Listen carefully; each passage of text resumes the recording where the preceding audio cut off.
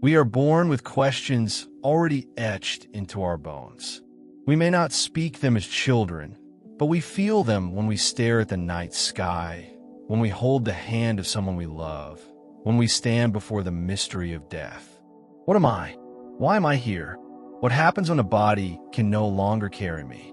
These are not modern questions. They are not Western or Eastern. They're the questions that have followed humanity across deserts, oceans, and centuries. They're the question that never dies. Civilizations have risen and collapsed around attempts to answer them. Pharaohs built monuments that scraped the heavens, seeking to prove that life does not end. Prophets spoke in fire and poetry, declaring that there is more beyond the veil. Philosophers wrestled with reason and longing, trying to find coherence between dust and eternity. And yet, even with all the scriptures, rituals, and temples, the heart still whispers its doubt. What if death is the end? This doubt is both torment and invitation. It gnaws at us in sleepless nights, but it also pulls us upward, outward, forward. Without the mystery of death, we might never have searched for God.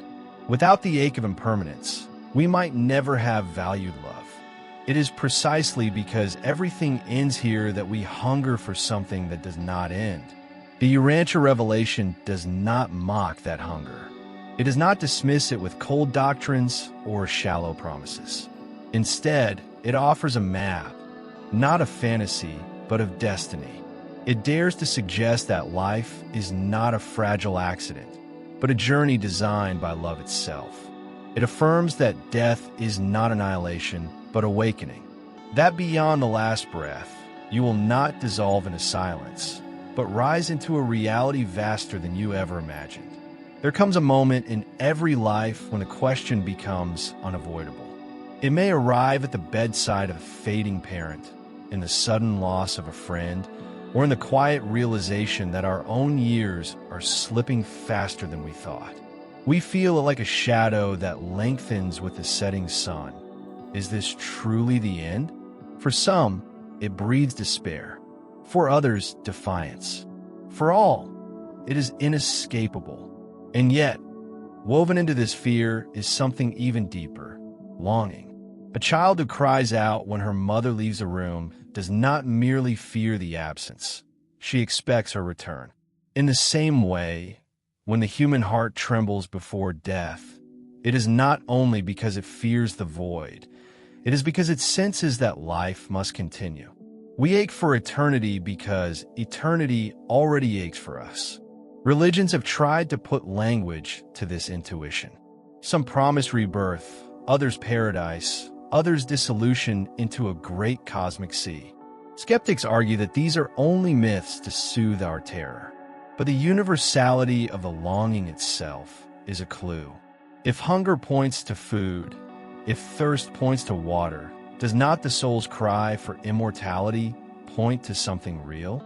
Imagine for a moment that death is not an executioner, but a midwife. That what we call the last breath is actually the first cry of a newborn soul awakening into a larger reality. Imagine that every funeral is not only a goodbye, but a beginning, that while our hands close in grief, other hands open in welcome. This is the vision the Urantia revelation dares to unveil. Not an end, but a passage. Not silence, but song. It is a vision that does not erase grief, but transfigures it. To know that those we love are not lost forever, but continue their education in realms of light, changes the way we hold memory. To know that our own story does not collapse into nothingness, but expands into eternity, changes the way we live. Death ceases to be an intruder and becomes a threshold. And the threshold is not guarded by wrath, but by love. If death is a threshold, then what lies beyond it? Here the world has spoken with countless voices. Some describe a paradise of gardens and rivers. Others imagine a realm of shadows where ancestors whisper. Still others declare there is nothing. A black curtain dropped over the stage. Lights out, no encore. Yet, through all these competing visions, the question does not rest. It refuses to be silenced because it is written in us more deeply than any creed. The Urantia revelation does not add one more myth to the pile. It offers instead a pattern, a map etched into the very architecture of the cosmos. It speaks of mansion worlds where the soul awakens, not as a ghost, not as a memory, but as a student in a greater school. It tells of Morontia forms, bodies of light still tender with human familiarity, yet freed from the chains of decay. It dares to describe teachers, companions, and guardians who have walked these paths themselves, who wait for us not as strangers, but as family. This is not a tale meant to distract us from fear. It is a framework meant to anchor hope.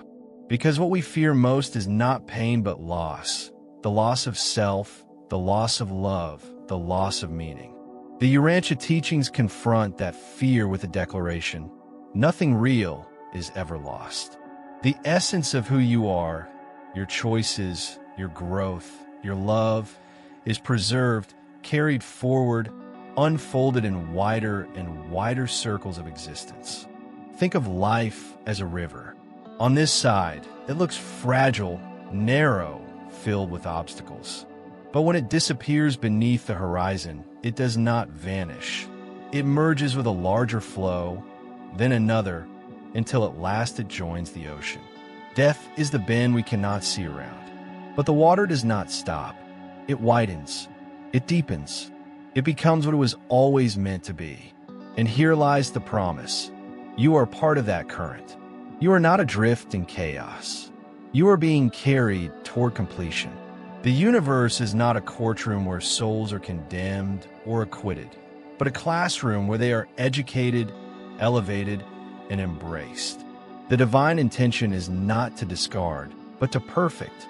And this journey is not reserved for saints or mystics, but extended to every single being who longs for truth, who hungers for goodness, who whispers in the dark, God, are you there? And so, the question that never dies becomes the doorway that never closes. Every fear of ending hides a hidden promise of beginning. Every tear shed at the edge of a grave is also a seed of longing planted in eternity. We are not creatures built to vanish. We are souls designed to grow, to cross thresholds, to awaken again and again until the fragment of God within us shines without shadow. The Urantia revelation dares us to see life differently, not as a fragile spark fighting against the dark, but as an indestructible flame carried from world to world, age to age, until it burns with the very fire of divinity. It tells us that the universe is not indifferent, not silent, not cold machinery, but a family, vast and luminous, where every being is awaited, where no sincere soul is ever abandoned. This is why the question matters. It is not philosophy for the sake of debate. It is not religion for the sake of ritual. It is the cry of your own being asking for its future. And the answer, whispered through prophets, encoded in myths, clarified in revelation, is that you are more than matter. You are more than memory. You are more than mortality. You are the beginning of an eternal story, a traveler whose passport is already stamped with infinity. So let us walk together. Let us peer beyond the curtain, not with fear, but with wonder. Let us dare to believe that love is stronger than death, that truth is deeper than time, that the universe was built not as a prison, but as a school. In the chapters to come, we will trace the soul's journey step by step, from the first awakening after death, through the worlds of training and light, into the embrace of angels and guides, beyond the rebellion of pride, into the harmony of a civilization reborn, until at last the soul stands face to face with its source. This is not escape. This is homecoming. And the question that never dies has an answer more beautiful than we ever imagined. The answer is written in the architecture of creation. The answer is alive within you even now. The answer is this: you were made for eternity. Chapter 1: The First Awakening. Death has always been described in whispers. Some call it the end, others the great sleep, others the silence that swallows all sound. But what if it is none of these? What if the final breath is not the last exhale of existence, but the first inhale of eternity? Imagine this. Your body falters, your pulse slows, and the world around you fades. Loved ones weep, machines go quiet, the night grows heavy. And then, suddenly, you awaken. Not in darkness, not in emptiness, but in light.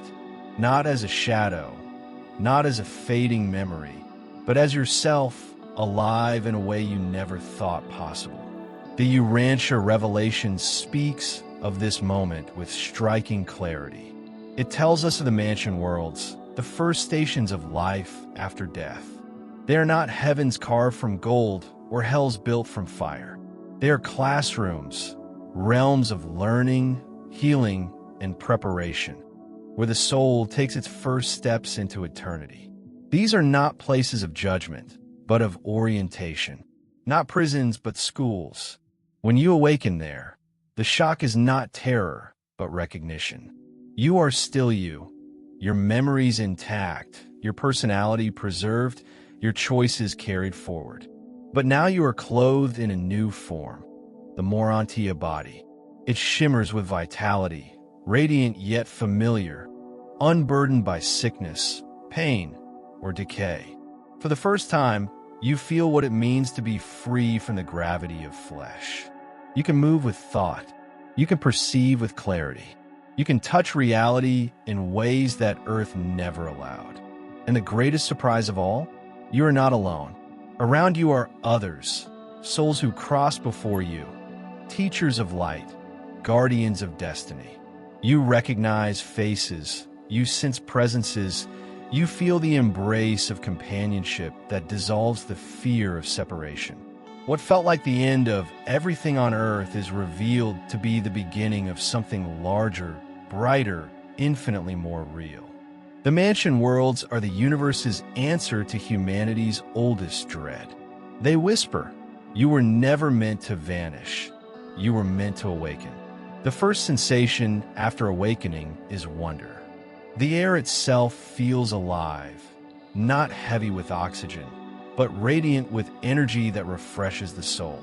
Colors shimmer with dimensions unseen on earth.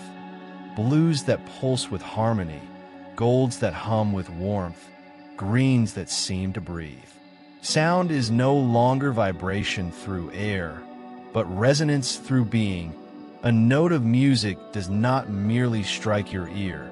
It enters your spirit and expands there like sunlight. These are the mansion worlds. They are not designed for spectacle, but for growth.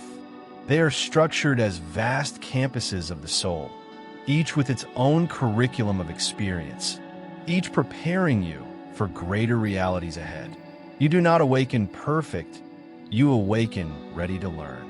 These worlds are the great transition halls of the universe, the place where mortality stretches and begins to taste immortality. Life here is communal, not solitary. You walk alongside others who have awakened from every corner of Earth, souls from different cultures, religions, and eras, all finding themselves classmates in the same great school. The barriers that once divided, language, creed, tribe, dissolve in the light of direct understanding. Minds communicate to minds, souls to souls. What once required words is now conveyed through resonance, through shared perception. And yet, despite the beauty, the mansion worlds are not a fantasy escape. They are not indulgence, but refinement. Here, the rough edges of the self are polished. Here, illusions are unmasked, confusions clarified, wounds gently healed. The lessons you avoided on earth return, not to punish, but to complete. The bitterness you carried must be released. The fear you clung to must be faced. The love you withheld must be awakened. Guides walk with you, seraphic guardians, Morontia companions, teachers who once were mortal like you. Their role is not to command, but to illuminate, to point toward the next step, to reassure you that no soul climbs alone. They are living proof that growth is possible, that transformation is real, that what feels impossible in flesh becomes inevitable in spirit. It is in this place that you first begin to sense the vastness of the journey ahead. Earth was not the final exam. It was the first classroom. Death was not expulsion. It was graduation. And now, in this new beginning, you realize something astonishing. The universe has been waiting for you. The first realization after death is simple but overwhelming. I am still here. You thought the silence would consume you, but instead you awaken more alive than ever before. Your mind is clear, sharper than it ever was in flesh. Your heart pulses not with blood, but with energy, steady and luminous. You move, and movement feels effortless, as if the very air supports you. You touch, and every texture is alive with meaning. The second realization comes as you look around. I am not alone. Familiar presences stir near you. Loved ones who passed before, their essence radiant, their forms more beautiful than memory. They are not shadows or phantoms, but real, tangible, glowing with the light of survival. Some you recognize instantly by the way they smile, others by the way their spirit resonates with yours, like a chord long forgotten but instantly remembered. The joy of reunion overwhelms grief, and for the first time you understand that love cannot be buried. But beyond family and friends, there are others. Companions of light stand nearby, seraphic guardians, gentle yet majestic, who have walked beside you since your earliest moral choice on earth. They reveal themselves not in spectacle, but in presence. You sense in them a patience older than history, a kindness deeper than oceans. They have whispered at the edges of your thoughts, nudged you when you nearly fell, inspired you when despair threatened to drown you. And now, face to face, you recognize what you always suspected. You were never alone. Then come the teachers, the Morontia companions. They are radiant, clothed not in robes of authority, but in the humility of service. Their task is not to lecture, but to guide, not to impose truth, but to help you discover it. They understand your confusion, your doubts, even your regrets. They do not scold, they illuminate. To them, your failures are not condemnations, but lessons unfinished. Their joy is to help you finish them. And as these presences surround you, the mansion world itself awakens within you. You realize this is not a dream or illusion. It is a continuity so seamless that you wonder how you ever thought death could end anything. You feel at home, and yet at the edge of an infinite adventure. The terror of the grave is gone. What replaces it is awe, a holy trembling before the vastness of a life that cannot end. Slowly, you begin to understand. This first awakening is not the destination, but the doorway.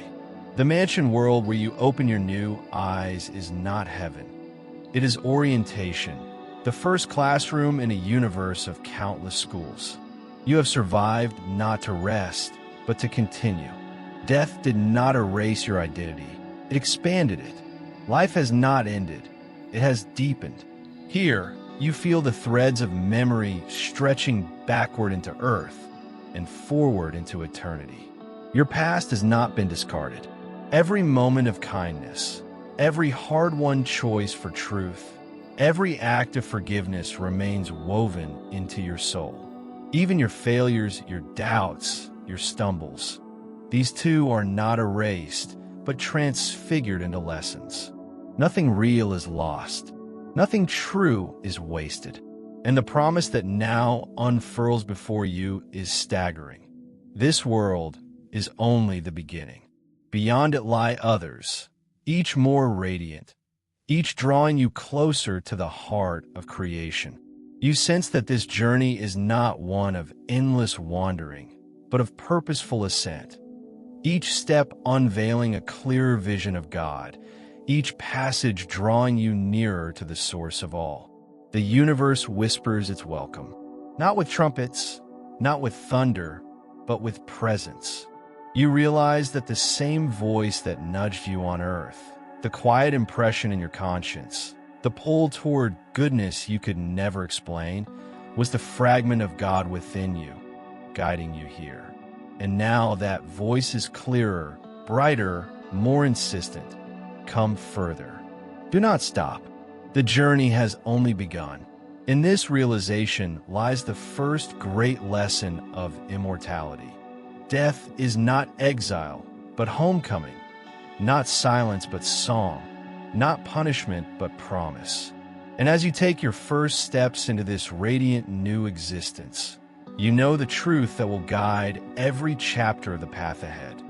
The soul is indestructible when it longs for light. Chapter 2, the Morontia Path. When you first rise into the Morontia life, you discover that existence itself has shifted. It is not merely a new place. It is a new dimension of being. The air around you does not simply fill your lungs. It fills your soul.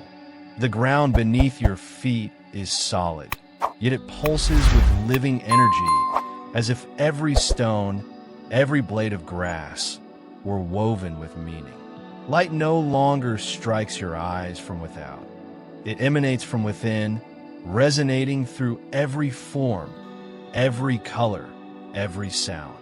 The Morontia body is the most intimate of revelations. It is you, yet more than you. It is not bound by disease, fatigue, or decay. You move without effort, and yet you feel anchored, real, tangible. Your senses are heightened, but not only outwardly, they're deepened inwardly. You do not just see, you perceive. You do not just hear, you understand. Emotions flow with greater clarity. Thought becomes luminous, transparent, free from the distortions of fear or ego. And with this new form comes a new awareness. You are not only surviving, you are expanding. Every perception, every interaction is infused with layers of meaning invisible on earth. Music is not only melody, it is insight. Color is not only beauty, it is truth expressed in form. Even silence speaks, full of presence, as though the universe itself were a vast teacher whose lessons echo in every detail. But the Morontia life is not simply about wonder. It is about education. This is the great school of souls, where each being continues the unfinished curriculum of earth. Here you confront not tests imposed from without, but lessons waiting within. The resentments you carried, the doubts you left unresolved, the fears you never faced. Nothing is erased, everything is transformed. This world does not punish your failures. It heals them, showing you what they meant, what they cost, and what they can become when transfigured by love. Guides and teachers meet you here. They do not tower above you as unreachable beings. They walk beside you as elder brothers and sisters, radiant with experience. Their task is not to lecture, but to awaken. They point not to themselves, but to the light. They know your struggles because they have walked their own, and in their presence you feel the unmistakable truth. The universe is not ruled by condemnation, but by patient education. The Morontia Path is the bridge between flesh and spirit. It is not perfection yet, but preparation. And every step along it whispers the same invitation. Come further, go deeper, become real. In the Morontia life, learning is not confined to books or lectures. It is inscribed in the very fabric of existence.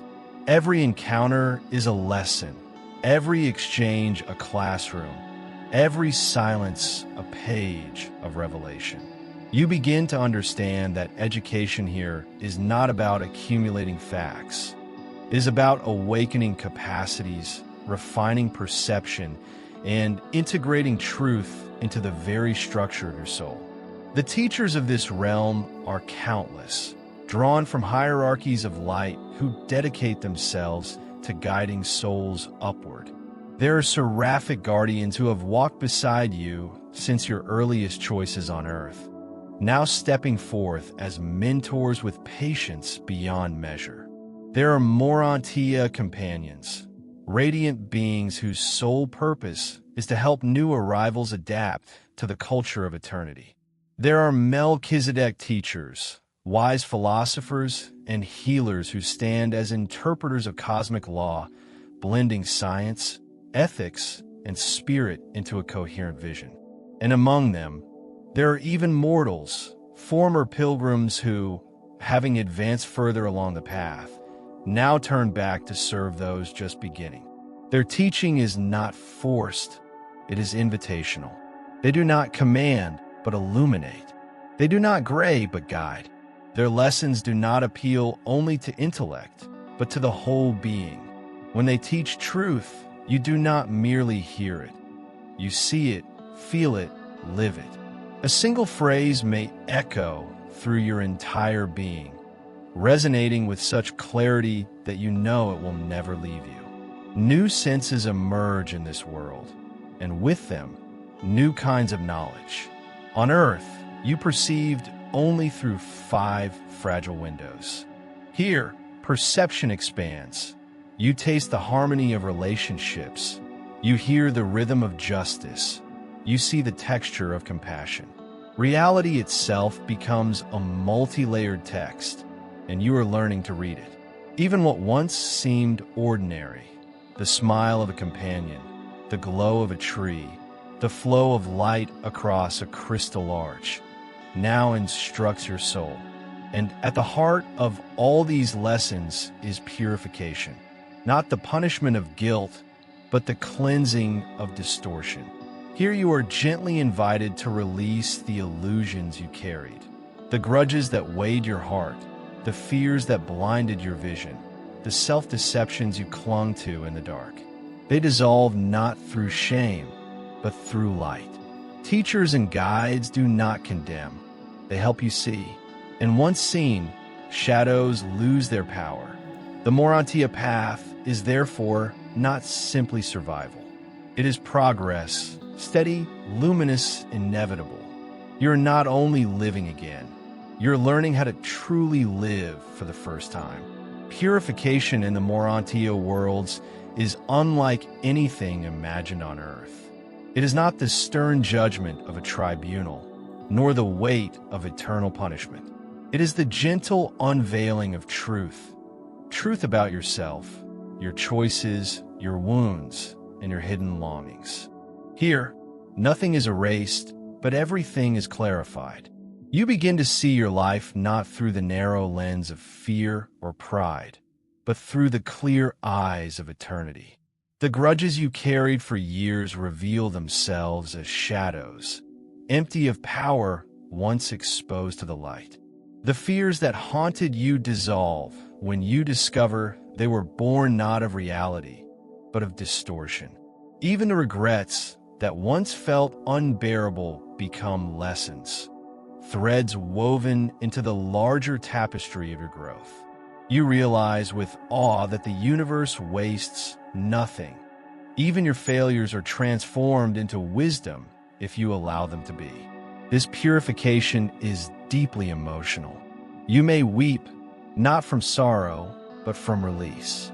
You may tremble, not from terror, but from recognition.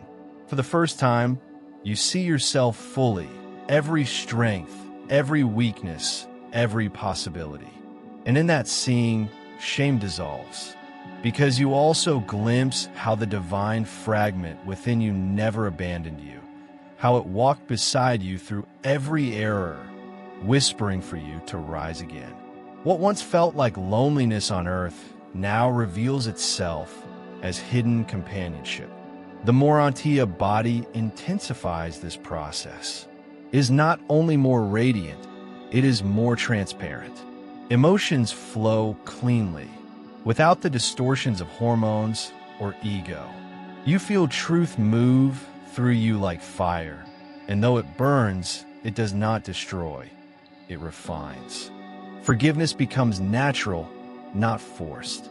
Compassion arises like breath, not effort. Love ceases to be an aspiration and becomes a perception. You see it as the underlying fabric of reality. The guides help in this purification, not as judges, but as companions. They remind you that no soul is defined by its worst moment. They show you how to reinterpret pain, how to transmute bitterness into growth, how to see enemies as teachers you did not recognize. In their presence, you are safe to lay down your armor, because there is nothing here to fight. The war was always within, and now ends in light. And as illusions fall away, a new kind of joy begins to rise. Not the fleeting happiness of circumstance, but the deep, steady joy of being aligned with truth. You understand at last, the Morontia Path is not about becoming someone else. It is about becoming fully yourself. As the soul adjusts to its Morontia form, a new rhythm of life begins to unfold. Days here are not measured by clocks, but by progress.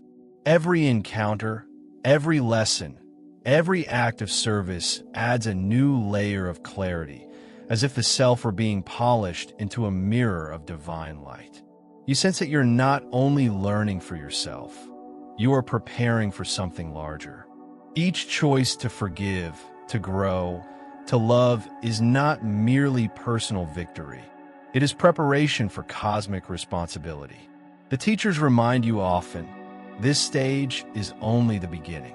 The Morontia life is not perfection, it is foundation.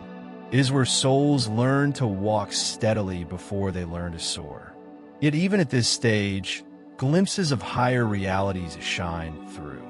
During moments of deep stillness, you feel currents flowing through your being, currents of wisdom, love, and truth that belong not only to you, but to the universe itself. They move through you like rivers, carrying you toward a sea you cannot yet see. And in these moments, the greatest truth of the Morontia Path becomes clear. Growth is not a burden, but a joy.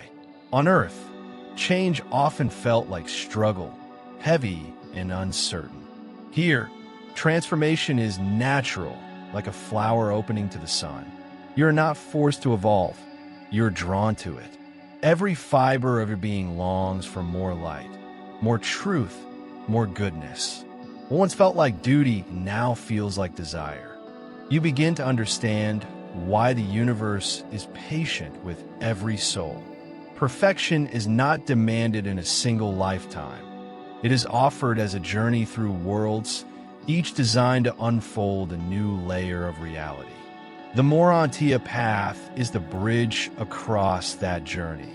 The sacred transition where mortality becomes immortality, where the human becomes divine. And yet, even this radiant stage is not the end. Beyond the Morontia worlds lie the constellation training spheres, the universe headquarters, and eventually the breathtaking circuits of Havona. Each step will demand more, reveal more, transform more. But here, in this moment, the soul learns its most important lesson. You are capable of eternity. The question that haunted Earth, what happens after death, is answered not with theory, but with experience. And the answer is more beautiful than imagination dared to hope. Death is not an end. It is the first awakening. The Morontia Path is not exile. It is the preparation for destiny. And as the soul rises, purified and renewed, a greater horizon calls, the next chapter in the eternal ascent. Chapter 3, the companions of eternity. One of the first revelations that greets the soul in Morontia life is this: you are never alone. Though Earth often felt like isolation, filled with silent battles and invisible wounds, the truth begins to dawn in ways undeniable. All along, there were companions, unseen yet present, quiet yet faithful, who walked with you through every valley and every storm. The seraphim are the most intimate of these companions. They are not the winged figures of paintings, nor the soft silhouettes of folklore. They are radiant beings of devotion, architects of guidance, whose mission is not to control, but to accompany. Their presence is subtle, often felt rather than seen. A sudden intuition to turn away from danger. A quiet strength to forgive when bitterness seemed easier. A flash of clarity in the midst of confusion. These were not coincidences. They were the whispers of seraphic guardians, shaping your choices without ever stealing your freedom. To encounter them face to face is to realize the vast patience of love. They knew your doubts, your failures, your faults. They saw every hidden thought, every unspoken regret. And still, they remained, not as accusers, but as protectors. They rejoiced at every small victory, wept with you in unseen silence, and never gave up even when you nearly gave up on yourself. To them, your worth was never in question. You were always a child of eternity, and they treated you as such. But seraphim are not the only companions. There are Morontia guides who specialize in adaptation, teaching newcomers how to live in the rhythms of eternal life. There are celestial instructors, radiant with wisdom, whose role is to nurture the soul's growth like gardeners tending delicate seedlings. And there are even fellow mortals, souls who have advanced further along the path, who turn back to serve as companions to those just beginning. These peers shine with a light that says, I was where you are, and you will be where I am. This discovery reshapes everything. On Earth, loneliness often seemed absolute. In truth, it was never real. Even when you felt abandoned, you were surrounded. Even when you felt unseen, your every choice was witnessed by beings who cherished your growth more than you could comprehend. The companions of eternity are the universe's reminder that no journey is solitary, no soul is forgotten, and no step toward truth goes unnoticed. The guardians of destiny, as the Urantia revelation calls them, are among the most personal of all seraphic ministries. They are not assigned by chance. They come when the soul makes its first truly moral decision, when a child, barely aware of eternity, chooses truth over convenience, kindness over selfishness. In that moment, invisible to all human eyes, a seraphic guardian draws near, pledges companionship, and never departs. From that point onward, you are never without them. Their presence is gentle but steady, like a steady hand guiding you through storm and calm alike. They cannot remove obstacles. You must still choose, still struggle, still grow. But they whisper at the edges of thought. They arrange circumstances that nudge you toward light. They protect, not by preventing pain, but by ensuring that pain becomes instruction rather than destruction.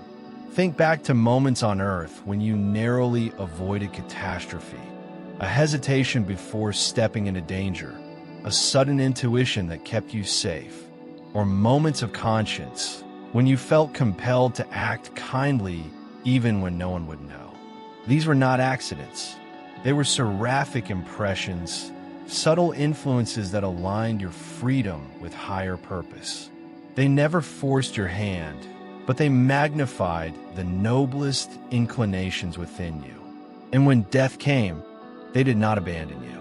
They accompanied the soul through the great transition, carrying the record of your decisions, the essence of your character, the thread of your identity into the next life. They became the bridge between who you were in the dust of earth and who you are becoming in the light of Morontia. Meeting them face to face is one of the most profound moments of awakening, recognizing the presence that stood silently beside you all along. What astonishes most souls is not only their fidelity, but their joy. Guardians rejoice not in your perfection, but in your persistence. They delight in your smallest victories. They honor your most fragile prayers. They celebrate every step you take toward God, no matter how uncertain. And they do not grow weary. Their devotion is infinite, their patience inexhaustible. To realize this is to feel the weight of loneliness dissolve. You are never navigating life alone. You were accompanied, mentored, cherished by companions who saw in you the reflection of eternity even when you could not see it yourself. Beyond the intimate ministry of personal guardians, the Morontia Path unfolds into a vast network of companions and teachers who form the living fabric of the journey. For no soul grows in isolation. The universe itself is designed as a community, a fellowship of learners and guides, where wisdom flows not only from the divine, but through the countless beings who dedicate themselves to the progress of others. Among these are the Morontia companions, gentle, radiant beings whose sole purpose is to help newly awakened souls adapt to their new environment. They are not philosophers or judges, but friends of transition. They walk with you as you learn how to live in a body of light, how to navigate new senses, how to participate in societies where truth and goodness are woven into daily life. Their presence eases the bewilderment of resurrection. With patience and kindness, they remind you that eternity is not an exam to pass, but a reality to embrace. Then come the cosmic instructors, beings of immense experience who blend knowledge with compassion. They are masters of synthesis, teaching not only the mechanics of the universes, but the meaning behind them. In their presence, facts become revelations. The structure of galaxies reveals patterns of love. The laws of energy mirror the justice of God. Philosophy and science converge into spiritual wisdom. Their teaching does not separate intellect from soul. It unites them, showing that every truth, whether material or spiritual, is part of one great harmony. These teachers are diverse. Some are Melchizedeks, wise sons of the local universe who embody the balance of reason and revelation. Others are ascended mortals who once struggled in the dust as you did, now shining with authority born of experience. Their lessons carry weight because they have walked the same road. They know what it means to doubt, to fall, to rise again. They do not speak from thrones, but from memory. And in their words, you hear not only instruction, but hope. If they reach this place, so can I. This fellowship of companions transforms learning into belonging. On earth, growth often felt solitary, burdened with misunderstanding. Here, every lesson is shared, every discovery celebrated, every step forward honored by those around you. The Morontia worlds are schools, yes, but they are also communities of love. And in that communion, you begin to grasp the deeper truth. Eternity is not endured alone. It is lived together. As the soul continues its ascent, the truth becomes inescapable. Companionship is woven into the very architecture of the universe. No step is taken without witnesses. No struggle is endured without unseen support. No prayer rises without celestial resonance. Loneliness, so pervasive on earth, reveals itself to have been an illusion, a shadow cast by limited perception. In reality, you have always been part of an infinite fellowship. Seraphim guard your path with tireless devotion. Morontia companions surround you with kindness and orientation. Cosmic instructors expand your vision with wisdom earned in eternity. Even mortals farther along the journey return to walk beside you, their light a beacon of encouragement. Each one plays a role, not to replace your freedom, but to magnify it, not to carry you, but to help you discover the strength already seated within you.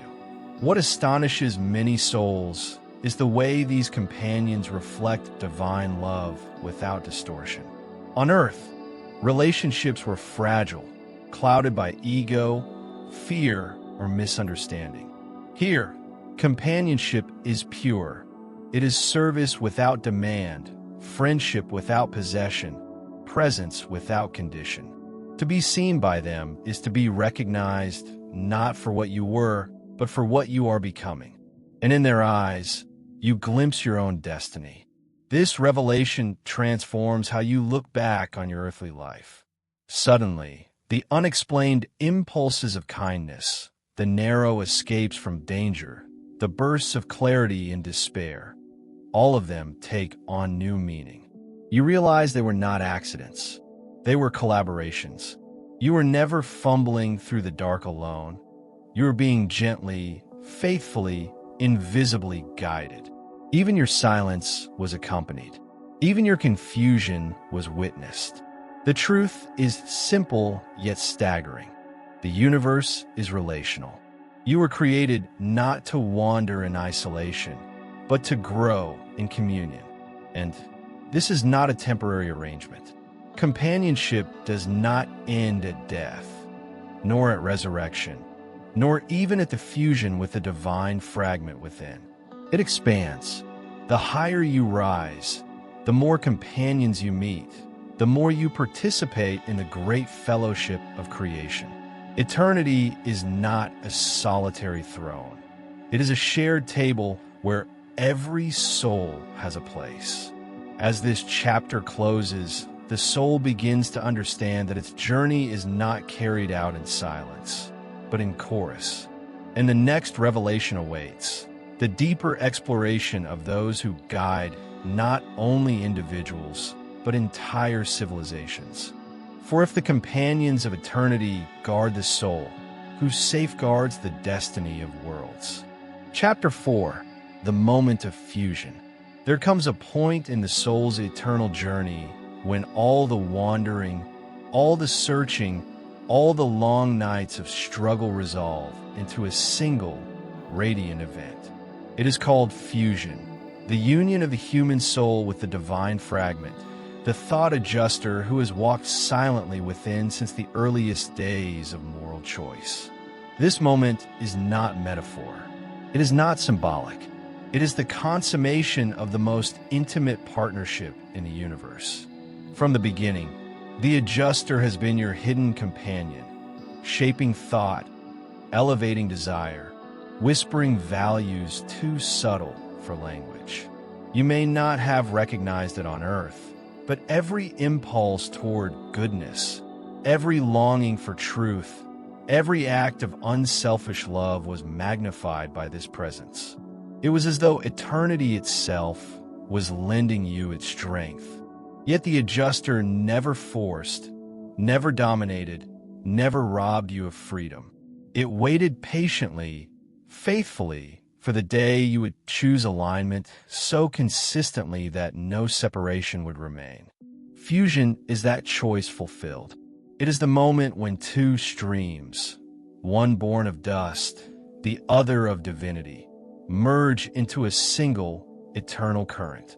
The soul does not dissolve into God, nor does God merely dwell beside the soul. They become one being, one identity, one destiny. Individuality is not erased, it is exalted. You remain yourself, yet more yourself than ever before, because you are now joined with the source who dreamed you into being. The universe pauses in reverence when a fusion occurs, not because it is rare.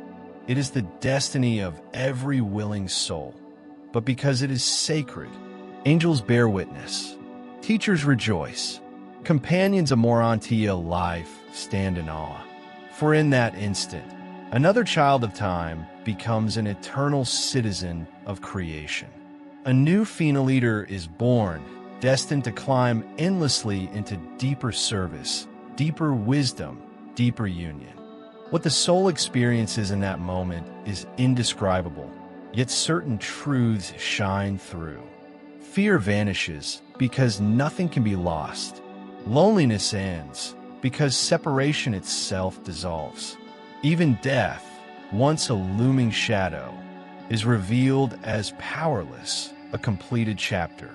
What remains is freedom, not the fragile freedom of choice, but the vast freedom of eternal identity. Fusion seals destiny. There is no going back, no falling away, no risk of extinction. The soul has become unbreakable, indivisible, whole. When fusion occurs, something more profound than immortality begins. It is not merely survival of the soul. It is the birth of eternal identity. Before fusion, the self often felt fragile, a shifting balance between aspiration and fear, light and shadow. After fusion, there is no more uncertainty. The soul is anchored, forever inseparable from the divine core that has always lived within. The human story and the adjuster's purity become one seamless narrative. Time itself changes meaning. Once, days and years marked growth, and death seemed like the end of a chapter. Now, eternity stretches before you, not as an endless repetition, but as a spiral of infinite expansion. You realize that life will never end, and more astonishing still, that growth will never end. Even perfection is not a static arrival, but an eternal becoming. The adjuster, now fully merged with you, carries memories of divine origin. Those memories do not overwhelm, but enrich, expanding your capacity to love, to serve, to understand. You are not less human. You are more. You are humanity completed in God. This transformation marks the birth of a phenoliter. A phenoliter is not just an ascended soul. It is a new order of being, an eternal partner of the Universal Father. No power can erase this identity. No rebellion can sever it. No failure can undo it. Fusion is irreversible, not as a prison, but as the highest form of freedom. You can no longer fall into non-existence. You are sealed as a living witness that free will, when united with divine love, creates something indestructible. The universe regards phenoliters with awe, not because they are flawless, but because they are proof. Proof that imperfection can ascend. Proof that dust can embrace divinity. Proof that the experiment of time is not wasted. Celestial orders, angels, teachers, administrators, look to phenoliters with reverence, for they know something even the highest beings of light cannot fully grasp. What it means to rise through struggle, to choose truth in the midst of doubt, to cling to goodness while walking in shadows. Phenoliters embody victory, not over others, but over the self. And yet, fusion is not an ending. It is a beginning. The birth of eternal identity is also the dawn of eternal mission. For a fused soul does not remain in stillness. It rises into greater service, deeper wisdom, more radiant love. Fusion opens doors to assignments unimaginable, shaping civilizations, guiding worlds, perhaps even helping form new universes in ages to come. The soul that once wept in the dust now stands ready to co-create with God. After fusion, the way you perceive others changes forever. On Earth, it was easy to see people through the lens of difference, race, belief, culture, status. In Morontia life, even before fusion, that vision had already begun to soften. But once the soul becomes one with its adjuster, separation itself is revealed as illusion. Every being is now recognized as part of the same divine pattern, every soul carrying its own fragment of eternity. To look upon another is no longer to see a stranger, is to behold a fellow child of God, a co-journeyer in the infinite ascent. This new perception deepens compassion. No longer do you forgive because you must, but because you cannot help it. Judgment dissolves, for you understand that every soul wrestles with shadows, and every shadow is an opportunity for growth. Empathy becomes natural, not forced. Love ceases to be an ideal and becomes the very atmosphere of your being. Having fused, you are now incapable of living apart from love, for love is what you are. The universe itself also unfolds differently. Before, galaxies were distant, stars impersonal, worlds countless and indifferent. Now, creation pulses with intimacy. You sense the presence of meaning woven into energy, harmony threaded through every orbit, wisdom resonating in the geometry of light. The adjuster's memory of eternity opens your perception like a vast horizon. You do not simply observe a universe, you participate in it. Every choice, every act, every offering of service ripples across the fabric of creation, and service becomes your natural expression. A phenoliter does not ascend to sit in silence or bask in divine glory. Fusion does not make you a spectator of eternity. It makes you a co-creator. The universe is filled with unfinished worlds, struggling civilizations, wandering souls in need of light. To each of these, phenoliters bring not doctrine, but presence, not authority, but witness. For who better to guide a struggling soul than one who has struggled? Who better to inspire a faltering world than one who has risen from dust into divinity? This is the paradox of fusion. The closer you come to the source, the further you're drawn into service. The deeper your union with God, the more you long to lift others into that same embrace. Your destiny is not escape, but return, not to isolation, but to mission. You are now a living bridge between the finite and the infinite, proof that eternity is not only promised, but embodied.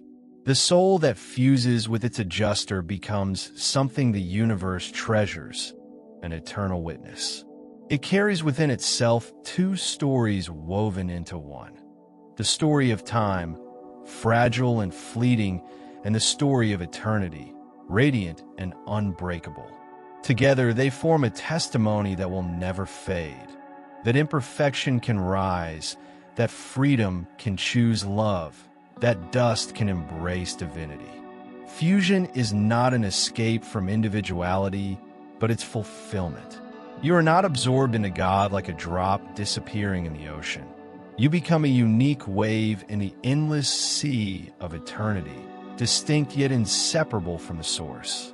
The adjuster has long desired this union, and the Father himself rejoices, for he sees in you a reflection of his own spirit clothed in the experience of struggle. You are now both the dream and the proof of that dream. From this moment forward, you are unshakable. Fear no longer claims you, for death itself has been conquered. Doubt no longer clouds you, for divine certainty lives in your very being. Even the sense of arrival fades, replaced by the thrill of endless becoming. Fusion is not the last chapter. It is the opening of an eternal book, one whose pages are written in the languages of service, wisdom, and love. And so the phenoliter is born. These beings are not idle saints, nor exalted trophies, but active participants in the unfolding of creation. They walk among worlds, yet struggling, carrying with them the fragrance of eternity. They speak not of superiority, but of hope. For their very existence whispers to every mortal, you too can arrive. You too are destined for light. In their presence, Even angels pause with reverence, for Fina leaders embody something the highest seraph cannot. The journey from dust to divinity, lived fully, freely, faithfully. But the story does not end here. The soul, now fused and eternal, is drawn into greater mysteries, higher orders of service, deeper revelations of love. What lies ahead is more than growth. It is partnership in the very architecture of the universes. For eternity is not a throne, but a workshop, not a resting place, but a living design. And the fused soul is now invited into the councils of destiny to help shape not only its own future, but the future of creation itself. This is the moment of fusion, the seal of destiny, the birth of eternity, the proof that love always triumphs. And yet, beyond this triumph lies a question greater still. Who holds the framework of the universes themselves, guiding not only souls, but stars, systems, and civilizations? The answer awaits in the next chapter. Chapter 5, The Universal Invitation. From the beginning of human history, religions have spoken of chosen peoples, sacred tribes, or favored nations. Myths of exclusion have shaped empires, justified wars, and drawn dividing lines between souls who, in truth, share the same origin. But the universe tells a different story. The Urantia revelation whispers a truth so radical that it overturns centuries of fear and division. There are no chosen people, only choosing people. Salvation is not the privilege of a few. It is the open destiny of all. The Universal Father does not play favorites. He is no respecter of persons, no arbiter of bloodlines or traditions. His gaze does not rest more tenderly upon one nation than another, nor does he withhold his love from those who stumble in ignorance. Instead, his invitation is universal, written into the very design of creation. Be you perfect, even as I am perfect. This command is not a demand of performance, but a declaration of destiny. It means that every soul, whether born in the wealth of empire or the poverty of obscurity, whether educated in philosophy or untouched by books, carries the same seed of eternity. The only condition is sincerity, not perfect belief, not flawless doctrine, not belonging to a certain creed or following a particular prophet. What matters is the orientation of the heart. Do you hunger for truth? Do you long for goodness? Do you seek something greater than yourself? If so, you've already stepped onto the eternal path. The adjuster within you recognizes that spark and moves to preserve it, to guide it, to magnify it until it becomes a flame. This universality transforms our understanding of salvation. Salvation is not an event, a magical moment when a priest proclaims you absolved or a ritual erases your guilt. Salvation is a process, an ongoing cooperation between your free will and the divine fragment within. Every act of kindness, every step toward beauty, every choice for justice is salvation in motion. Even in failure, if the intent remains, the journey continues. The universe is not a courtroom awaiting your condemnation. It is a classroom designed for your completion. And this truth is not abstract. It reshapes how we see one another. The stranger across the border, the skeptic who denies, the prisoner who regrets, the child who asks questions with no answers. All of them stand on equal ground before God. No one is excluded.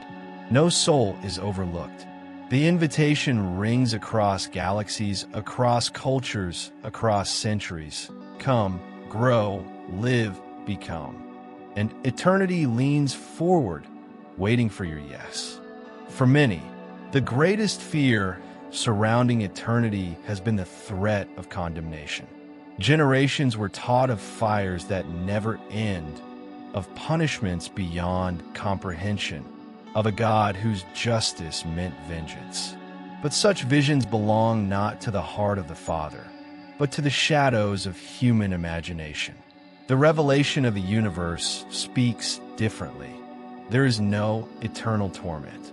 The Father of lights does not design cruelty. Love cannot become hatred. Mercy cannot turn into sadism. The truth is simpler, clearer, and far more just. The only true death of a soul is chosen extinction. The Urantia Book describes it with astonishing clarity.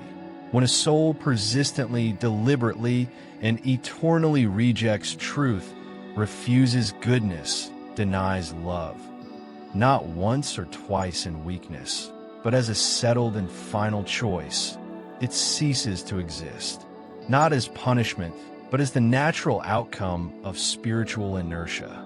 God does not destroy such a soul in anger.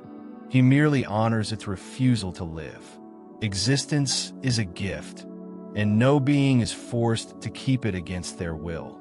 This understanding reframes salvation not as avoiding a terrifying penalty, but as embracing a beautiful opportunity.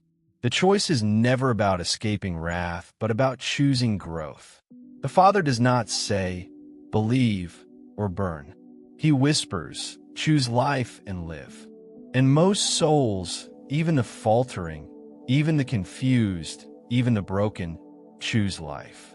They may stumble, they may wander, but deep within, they hunger for meaning. That hunger is enough. The adjuster within seizes upon it, nurturing it until it blossoms into survival, and survival into eternity. Consider what this means. The universe is not stacked against you. It is tilted toward your growth. Every error can be redeemed, every failure reframed, every loss woven into the tapestry of progress. The Father's mercy is not a reluctant pardon. It is the very atmosphere of creation. Condemnation, then, is not imposed from above, it is chosen from within. And only a small minority ever make that tragic choice. For most, the spark of longing is too deep to extinguish. What emerges, then, is a vision of profound hope. Salvation is universal in its offer, generous in its patience, limitless in its reach. The only barrier is the will that says no forever. But for the countless souls who whisper even the faintest yes, eternity opens like a dawn. And in that dawn, the soul learns that it was never condemned, only invited again and again, until it finally chose to come home. When the soul understands that salvation is open to all, its view of humanity changes irrevocably. No longer can anyone be seen as beyond hope, beyond redemption, or beyond belonging. The neighbor who irritates you, the stranger who frightens you, the enemy who resists you, all are fellow travelers on the same eternal road. Some walk more slowly, some more blindly, some more rebelliously, but all are invited. There are no outsiders in the eyes of God, only children still awakening. This realization has radical consequences for culture and civilization. It dissolves the hierarchies of superiority that have plagued history. No race, nation, or religion can claim exclusive favor. The myth of chosen people collapses under the weight of divine equality. Instead, each group becomes a steward of its unique gifts, responsible not for dominance, but for contribution. The artist brings beauty, the scientist reveals truth, the parent nurtures goodness, the mystic reflects light, and each role, however humble, participates in the universal invitation. In politics, this vision undermines the engines of oppression. If every soul carries divine potential, then governance cannot be about control, but about service. Leaders are no longer exalted above the people. They are accountable as caretakers of their brothers and sisters. Nations that grasp this truth begin to measure greatness not by conquest, but by compassion. Wars fade when enemies are recognized as eternal kin. Justice evolves from punishment into restoration, seeking not to destroy, but to heal, not to exclude, but to reintegrate. Religion, too, is transformed. Once, faith traditions often defended their boundaries with zeal, as though God could belong to one creed alone. But when the invitation of eternity is seen as universal, competition becomes meaningless. Temples, texts, and rituals are honored, but as expressions of cultural diversity, not as gates that lock out others. The mystic in the mountain, the mother whispering prayers in her home, the skeptic who seeks honestly, all are equally embraced by the divine. The role of religion, then, is not to exclude, but to remind you are already invited. And in daily life, this truth softens hearts. A child raised in the awareness that every human being carries the spark of God grows less prone to prejudice. A teacher who believes salvation is universal will educate with patience instead of fear. A society that sees eternity open to all will choose policies that lift the vulnerable, care for the forgotten, and honor the dignity of every soul. For if God himself refuses to condemn, who are we to cast one another away? At the heart of the universal invitation lies a paradox, both humbling and exalting. God needs nothing from us, yet he offers us everything. The Father does not extend his hand because we have earned it, nor because we are strong, nor because we are wise. He extends it because it is his nature to share himself. The invitation is not a reward for the holy. It is the lifeline for the broken, the melody for the seeker, the homecoming for the lost. Everywhere in the universe, this truth reverberates. On distant worlds where civilizations rise in harmony, the invitation is heard in the laughter of children who grow without fear. On struggling planets like our own, scarred by rebellion and confusion, it whispers through conscience, through kindness, through the longing for something greater. No matter where a soul awakens, no matter how fractured its history, the call remains the same. Come as you are, for you are mine. And so, salvation becomes less a doctrine to defend than a reality to embody. Each yes to truth, each step toward love, each act of forgiveness is participation in the divine economy. You are not waiting for heaven. You are already entering it every time you choose light over shadow. Eternity does not begin at death. It begins now in the smallest decisions that echo forever. This vision removes fear and replaces it with responsibility. If every person you meet is a candidate for eternity, then every encounter is sacred. If no one is excluded, then no one can be dismissed. The beggar on the street, the rival across the aisle, the prisoner behind bars, all are walking mysteries of potential phenoliters. To treat them lightly is to forget the universal invitation. To honor them is to honor the Father who dwells within. And yet, this chapter must close with a reminder. The invitation, though universal, is not casual. To accept it is to enter a path of transformation. The love that welcomes you will also change you, refine you, stretch you. It will burn away illusions and demand growth, but will never abandon.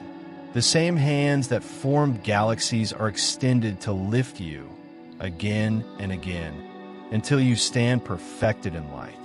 This is the universal invitation, not judgment, but joy, not exclusion, but embrace, not fear, but destiny. And as we step forward, another question arises. If all are invited, who ensures that the vast framework of universes remains stable, ordered, and just? To answer, we must look beyond the soul's invitation to the architects who uphold the very pattern of creation. Chapter 6, The Architects of the Invisible. If the universe is a living organism, then it must breathe, grow, and coordinate its movements through structures of intelligence. Stars do not rise in chaos, nor do civilizations unfold without guidance. Behind the visible stage of material existence lies an invisible architecture, sustained not by impersonal laws alone, but by beings of wisdom, devotion, and purpose. These are the architects of the invisible, the Melchizedeks, the Vorndadeks, and the Lananandeks. Personalities who ensure that the unfolding of free will does not dissolve into disorder, and that the plan of the Universal Father advances through the galaxies with both patience and precision. Their presence is not meant to replace the freedom of creatures, nor to dominate worlds into submission. Instead, they function as guardians of order, teachers of truth, and stewards of balance. They remind us that while love is the heart of the universe, wisdom is its backbone, and wisdom requires servants, personalities who can interpret divine intention and weave it into the fabric of time and space. Without them, worlds would drift into chaos, and souls would lose sight of the pathway home. The Urantia revelation tells us that the local universe is not ruled by accident, but administered through living hierarchies, each tier entrusted with specific responsibilities. At first glance, the complexity may overwhelm. Systems, constellations, universes, superuniverses, all interwoven in patterns beyond our comprehension. Yet at the heart of it is not bureaucracy, but relationship. These celestial administrators do not govern by decree, but by presence. They are counselors, overseers, and mentors, each embodying a unique aspect of divine order. Among these, the Melchizedeks shine as the philosophers and emergency teachers of the cosmos. They are versatile, capable of stepping into almost any role when a world falters. Their gift is adaptability. Their passion is illumination. When truth is forgotten, they arrive not with threats, but with clarity. When civilizations stumble, they do not impose laws, but light lamps of wisdom. They have walked on shattered worlds, comforted lost peoples, and even incarnated to prepare humanity for higher revelations. They remind us that the universe does not abandon its children. It sends teachers in the hour of greatest need.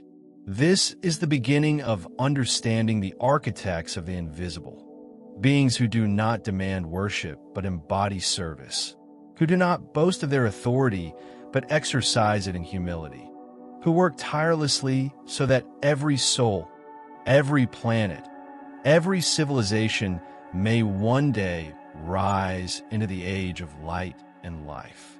The Melchizedeks are among the most astonishing orders of beings in the local universe. Created through the joint action of the Creator Son and the Divine Minister, they stand as living testaments to balance, equally at ease in the domains of spirit, mind, and matter. Where other orders may specialize in narrow functions, the Melchizedeks embody versatility. They are philosophers, scientists, administrators, counselors, and when necessary, even incarnate teachers among mortals. Their adaptability makes them the first responders of the cosmos, the ones sent when a planet teeters on the edge of collapse. Yet their genius lies not in authority, but in empathy. A Melchizedek does not descend to a faltering world with thunder or spectacle. He comes quietly, clothed in wisdom, embodying patience, speaking in ways that wounded civilizations can understand. They do not force truth upon the reluctant. They illuminate it for those who are willing. Their maxim is simple. Truth cannot be imposed, but it can be revealed. This is why they are called philosophers of the universe. They do not dictate, they inspire. One such being once walked upon our own world. Long before the coming of Jesus, At a time when humanity had nearly forgotten the vision of one God, a Melchizedek incarnated in Salem, near present-day Jerusalem. He taught Abraham and his people that God was one, preparing the soil for the eventual revelation of Christ. This intervention was not accidental. It was strategic, a delicate act of mercy in an hour of darkness. It shows us that the universe does not abandon struggling worlds. It sends mentors. In their cosmic mission, Melchizedeks are not detached scholars, but experiential teachers. They live among the realities they instruct. They are crisis managers who willingly immerse themselves in imperfection so they can bring light from within. To them, failure is not disgrace but data. Confusion is not weakness, but an opportunity for clarity. They embody a wisdom that is not sterile theory, but lived compassion, forged through service to worlds like ours. Their very presence reveals something essential about divine governance, that love and truth are never left abstract. They must be embodied, enacted, and lived. The Melchizedeks carry this principle as their very identity. Wherever they go, they remind us that no world, however broken, is beyond restoration. No civilization, however lost, is beyond guidance. They are the universe's gentle architects of rebirth, shaping destinies not with coercion, but with light. If the Melchizedeks are the universe's philosophers and healers of crisis, the Vorendadics are its guardians of integrity. Known as the Constellation Fathers, they preside over vast administrative regions called constellations, each comprising thousands of inhabited worlds. Where the Melchizedeks work in immediacy, close to the struggles of planets, the Vorendadics hold a broader perspective. They function as moral overseers, ensuring that the vision of the Creator Son is faithfully carried forward across the unfolding drama of countless civilizations. Vorendadics are beings of extraordinary moral clarity. Created in pairs, their very origin reflects balance, complementarity, and fairness. Their role is not to dictate daily affairs, but to safeguard principles, to ensure that freedom never slips into chaos and that order never degenerates into tyranny. They are arbiters of wisdom in moments when universes tremble with uncertainty. It is they who call dispensational reviews, who oversee the evaluation of planetary epochs, who intervene when distortions of truth threaten to eclipse divine intention. Unlike the Melchizedeks, who immerse themselves directly in crisis, the Vorendadics remain slightly detached. This distance is not coldness, but clarity. From their vantage point, they can discern patterns that mortals and even planetary administrators cannot see. When rebellion erupts, as it once did with Lucifer and Caligastia, it is often the Vorendadics who stand to issue judgments, not in haste, but with solemnity. Their verdicts are never retributive.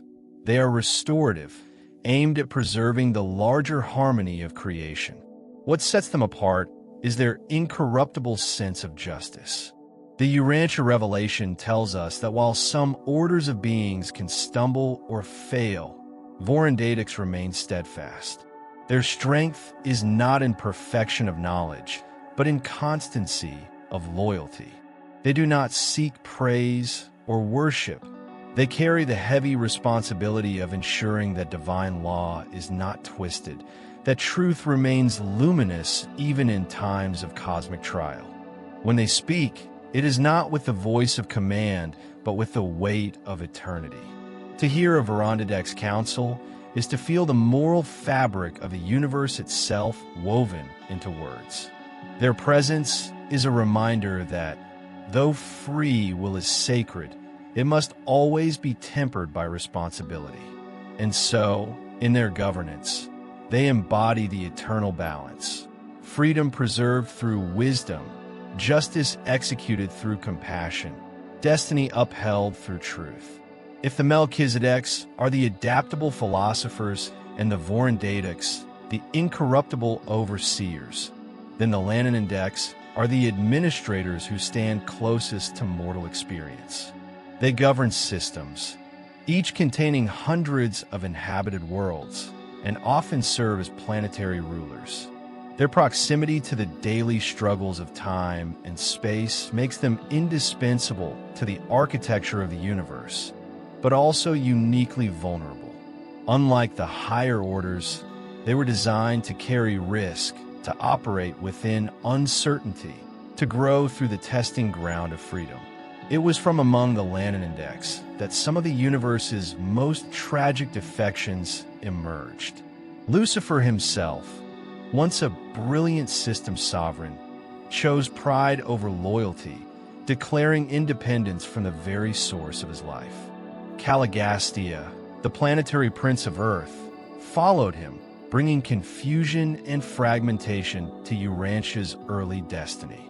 These failures were not design flaws, but consequences of genuine freedom. For even high beings are not automatons. They too must choose alignment with divine purpose.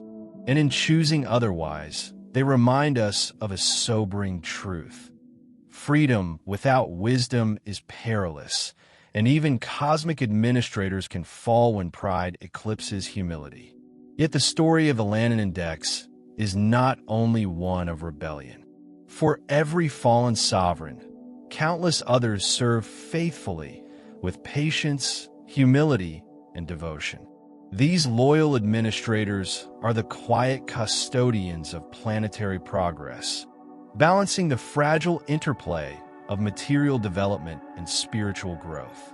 They do not impose evolution but steward it, adjusting policies, guiding civilizations, and ensuring that even amid chaos, the pathway to light remains open. The Lananandeks are mirrors of humanity itself, capable of greatness, vulnerable to failure, yet always invited to return. They embody the very drama of freedom and responsibility that mortals live each day. When they remain loyal, their service is luminous, proving that divine trust in free beings is never misplaced.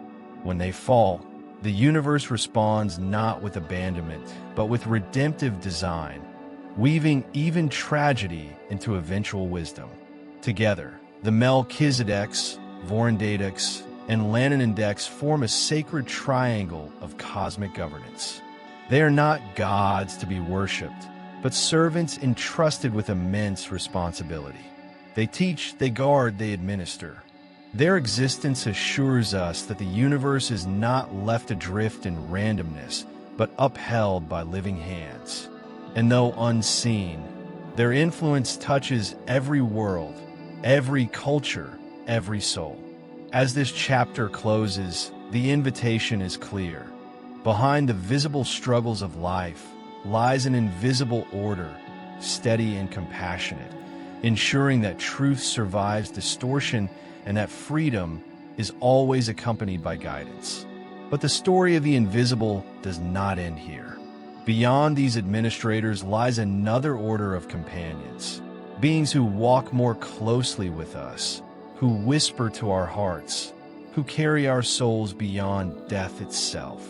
To them we now turn, the seraphim, guardians of destiny. Chapter 7, the guardians of destiny.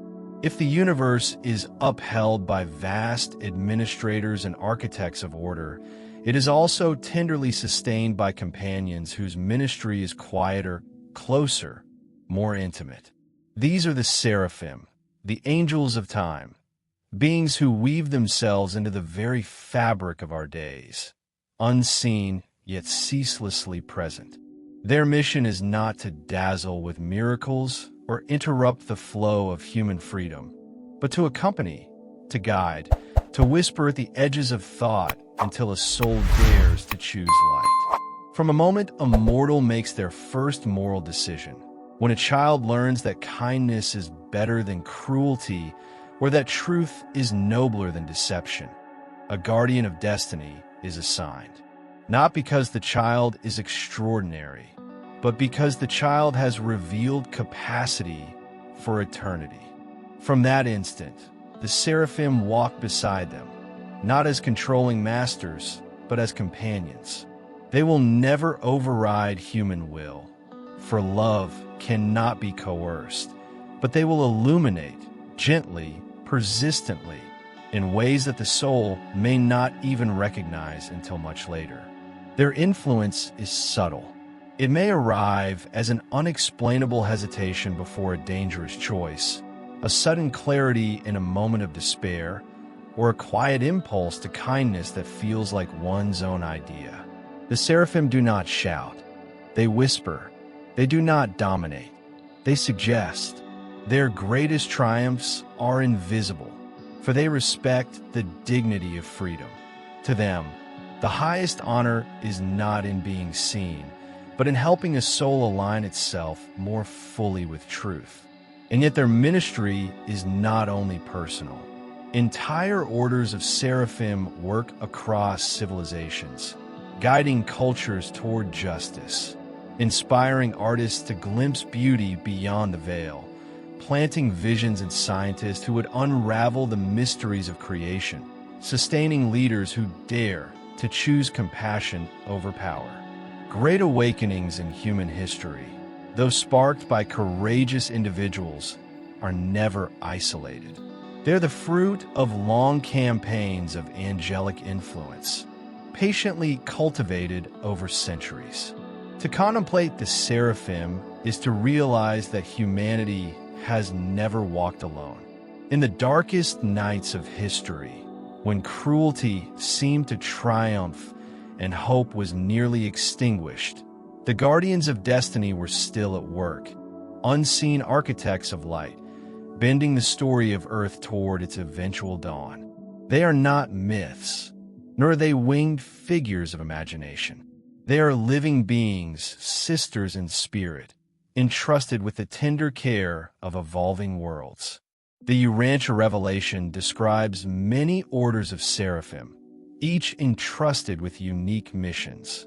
Their diversity reflects the vastness of divine care, for no aspect of mortal life is left untouched by their ministry.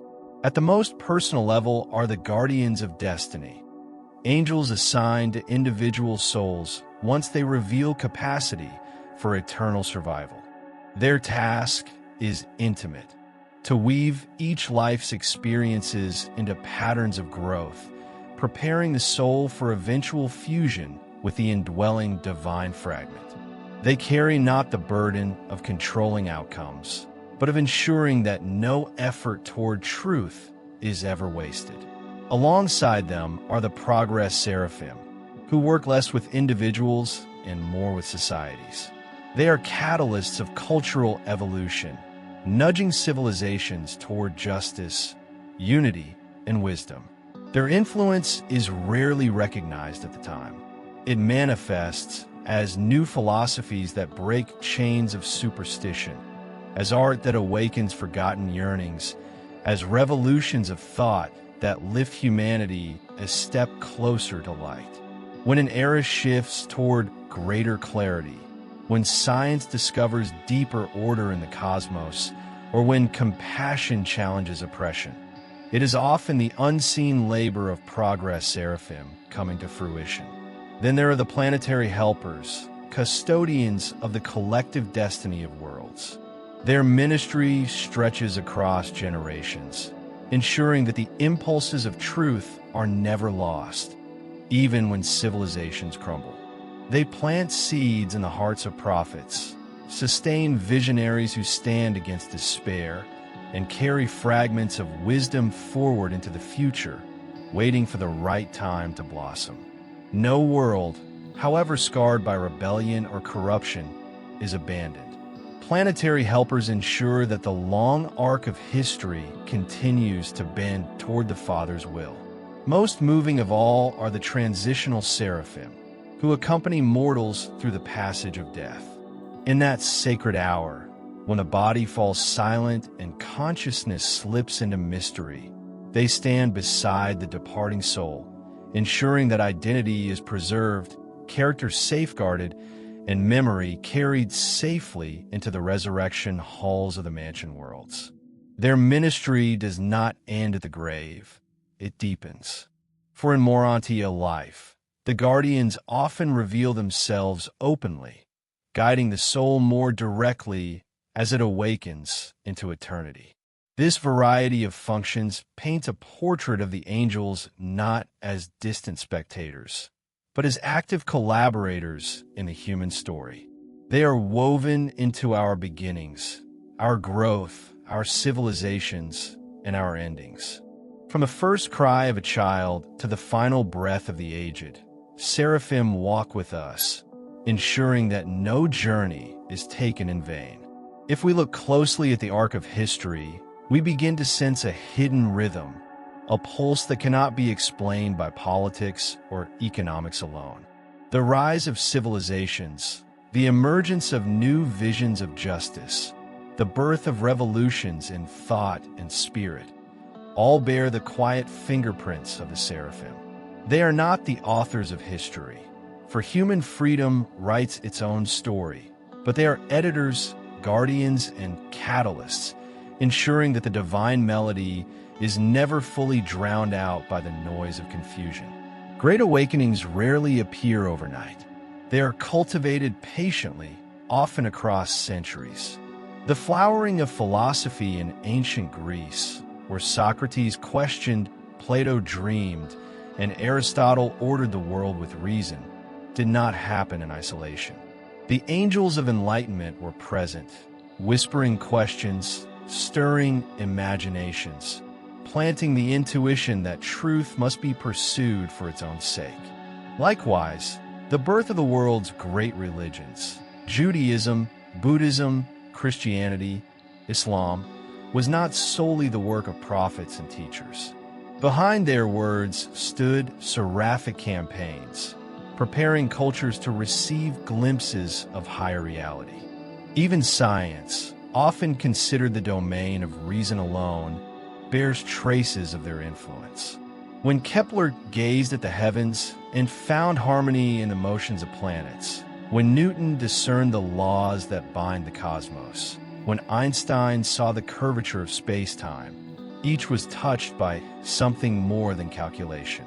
Inspiration, sudden leaps of understanding, the sense that beauty and truth are inseparably linked. These are hallmarks of seraphic nudging. Angels do not write equations, but they ignite the inner flame that allows human minds to see patterns otherwise hidden. The arts, too, have been fields of angelic ministry. The music of Bach, the poetry of Rumi, the paintings that reveal transcendence through color and form. These are not only human achievements, but moments when seraphim worked through imagination to remind mortals of beauty beyond the veil. Art becomes, in their hands, a mirror of eternity. And yet, perhaps their most urgent labor has been in the realm of ethics. Across history, voices have risen to challenge oppression, to demand freedom, to cry for dignity where none was given. Abolitionists, reformers, peacemakers, though flawed and human, many were stirred by seraphic influence, emboldened by whispers that justice is not a luxury, but a law written into the structure of the universe. In every age where compassion has conquered cruelty, the seraphim have stood near, unseen but rejoicing. The ministry of the seraphim does not end with the last heartbeat. When death comes, they do not abandon the soul to silence. They stand faithfully at the threshold, working with the indwelling adjuster to preserve identity, character, and memory. In the great pause between lives, when the body has fallen but the soul is not yet awakened, it is the seraphim who carry the sacred record of who you are into the resurrection halls of the mansion worlds. And when consciousness stirs again, when the eyes of Morontia open for the first time, they are often the first familiar presence you encounter. Companions who have been with you all along, now revealed without the veil of flesh. Their work deepens in that new existence. No longer constrained to whisper from the edges of thought, they walk more openly beside the soul, mentoring, teaching, rejoicing as the journey unfolds. They are not masters. They are elder sisters in spirit, tireless in their devotion. They explain the mysteries that once troubled mortals. They illuminate choices with greater clarity. They remind the soul that it has never been alone, not in childhood, not in sorrow, not in death. And often, when fusion with the adjuster finally comes, these guardians celebrate with a joy that echoes across the heavens, for they have walked every step of the path with you. Yet their ministry extends beyond the individual. Seraphic hosts guide entire worlds through their destinies. They coordinate the awakening of civilizations. They inspire movements of peace. They protect fragile seeds of truth in times of chaos.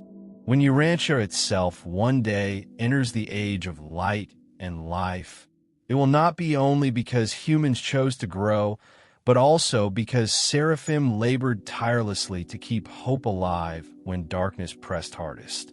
Their fingerprints will be on the dawn of planetary maturity, just as they have been on every silent victory of compassion and every hidden triumph of truth. To reflect on the seraphim is to realize that destiny is never walked in isolation. Every noble choice is amplified by their presence.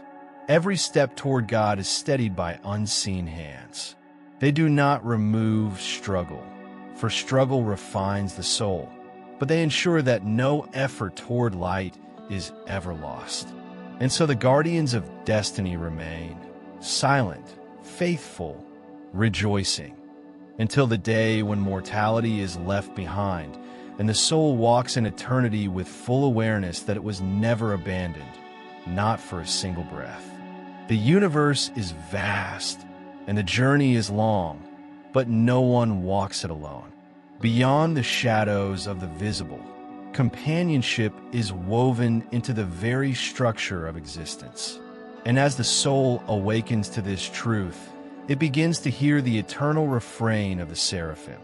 You are guided, you are cherished, you are destined for light. Chapter 8, When Trust Was Betrayed. Every great story of the universe carries within it a lesson, and perhaps none is more sobering than the tale of Lucifer's rebellion. It is not merely a myth or an allegory, but a chapter written into the very fabric of cosmic history, a drama of freedom without wisdom, brilliance without humility, power without love. To understand it is to confront both the peril and the promise of free will, for the same gift that allows souls to choose God also allows them to turn away.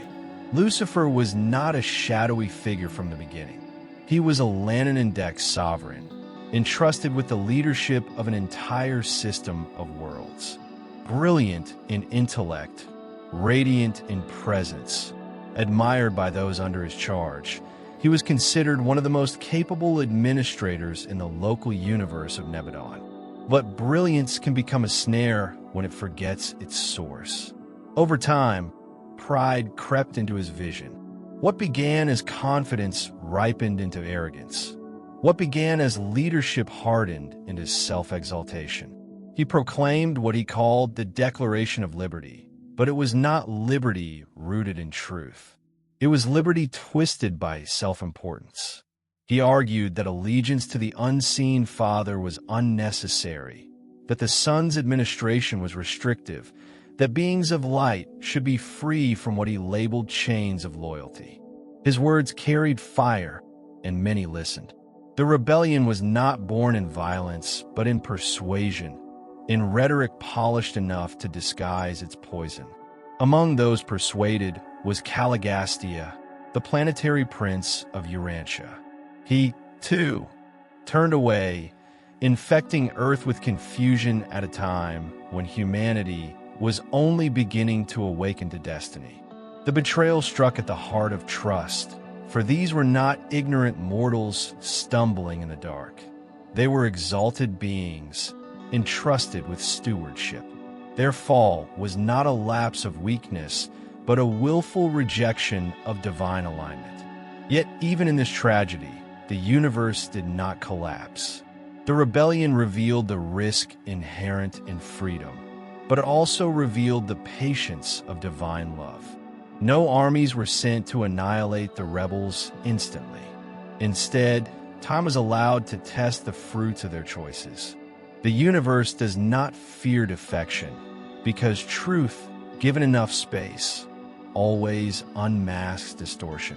And so the rebellion of Lucifer became not only a wound in the cosmos, but also a lesson written in eternal ink. That greatness without service becomes corruption, and freedom without love becomes ruin. Lucifer's manifesto was not crude or careless. It was artfully woven, crafted to appeal to the highest ideals of those who listened. He spoke of freedom, but what he meant was independence from truth. He spoke of progress, but what he meant was separation from source. His words carried a strange magnetism, for they cloaked pride in the language of nobility. Many younger beings, dazzled by his brilliance, mistook his rebellion for courage, when in truth it was the most ancient cowardice, the refusal to trust the Father's design. The so-called Lucifer Declaration contained three central claims. First, he denied the reality of the universal Father, insisting that allegiance to an unseen source was unnecessary and that the Creator's Son should not require loyalty. Second, he declared that the system's administration should be autonomous, free from the burden of Nebadon's laws and the oversight of higher authority. Third, he promised liberation for what he framed as myths of destiny, the idea that mortals and celestials alike were bound to a path toward perfection in the Father's image.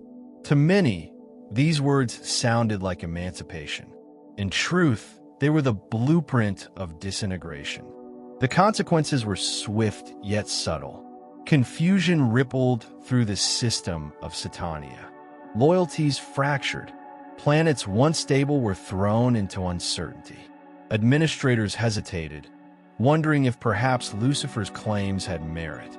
On Urantia, the wound struck deepest. Caligastia, the planetary prince entrusted with guiding early humanity, aligned himself with Lucifer's cause. His betrayal altered the trajectory of Earth for millennia, sowing distrust, division, and distortion into the roots of civilization. The rebellion became part of our planet's inheritance.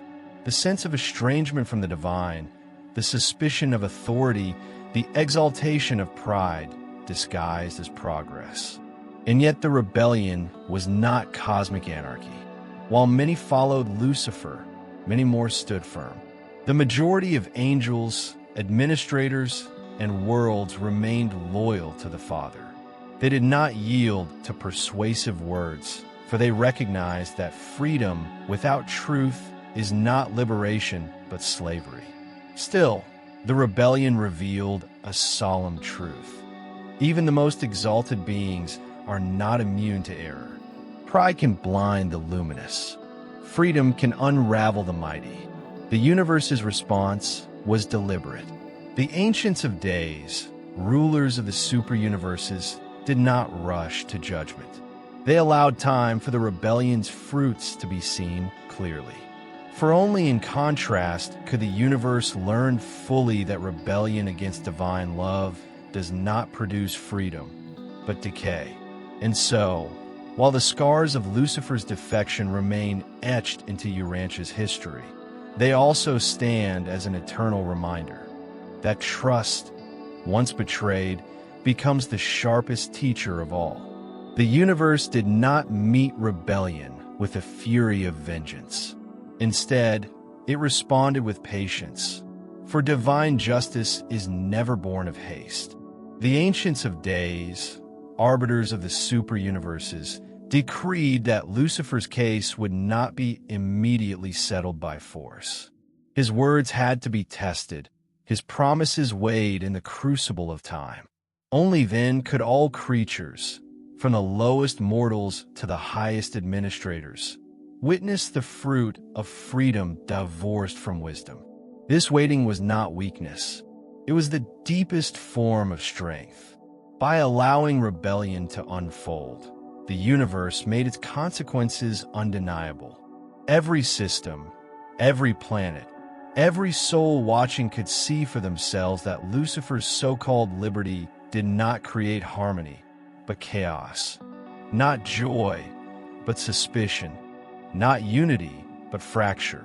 Time itself became the courtroom, and the evidence was written in suffering. On Urantia, the fallout was profound. Humanity, still young in its awakening, bore the weight of confusion. Without the steady hand of loyal planetary leadership, civilizations stumbled. False religions flourished. Tyrannies rose, fueled by pride and the lust for power. The human sense of separation from God, so often mistaken for divine abandonment, was in truth the echo of Caligastia's betrayal, the shadow of rebellion lingering in the cultural memory of the race. And yet, even here, divine love refused to abandon. The seraphim worked tirelessly, prophets arose, truth was whispered through conscience, and eventually, the Creator's Son himself chose this scarred world as the stage for his revelation. The universe, meanwhile, learned. For countless beings who observed, the rebellion became an eternal warning etched into cosmic consciousness. They saw that brilliance without humility collapses into darkness, that authority without service corrupts itself, and that freedom without love destroys the very thing it seeks to protect. No decree could have taught this so vividly. Only experience, painful as it was, could impress this truth into the heart of creation. In time, the rebels were isolated, their influence curtailed, their promises exposed as hollow. But the universe did not rejoice in their fall. Instead, it mourned. For rebellion is not the triumph of strength, but the tragedy of misused freedom. And so the story of Lucifer's defection remains not just history, but education. It is retold not to glorify darkness, but to ensure that no soul forgets the price of betraying trust and the greater glory of remaining faithful. In the aftermath of rebellion, despair could have reigned. Yet the universe does not leave wounds untended.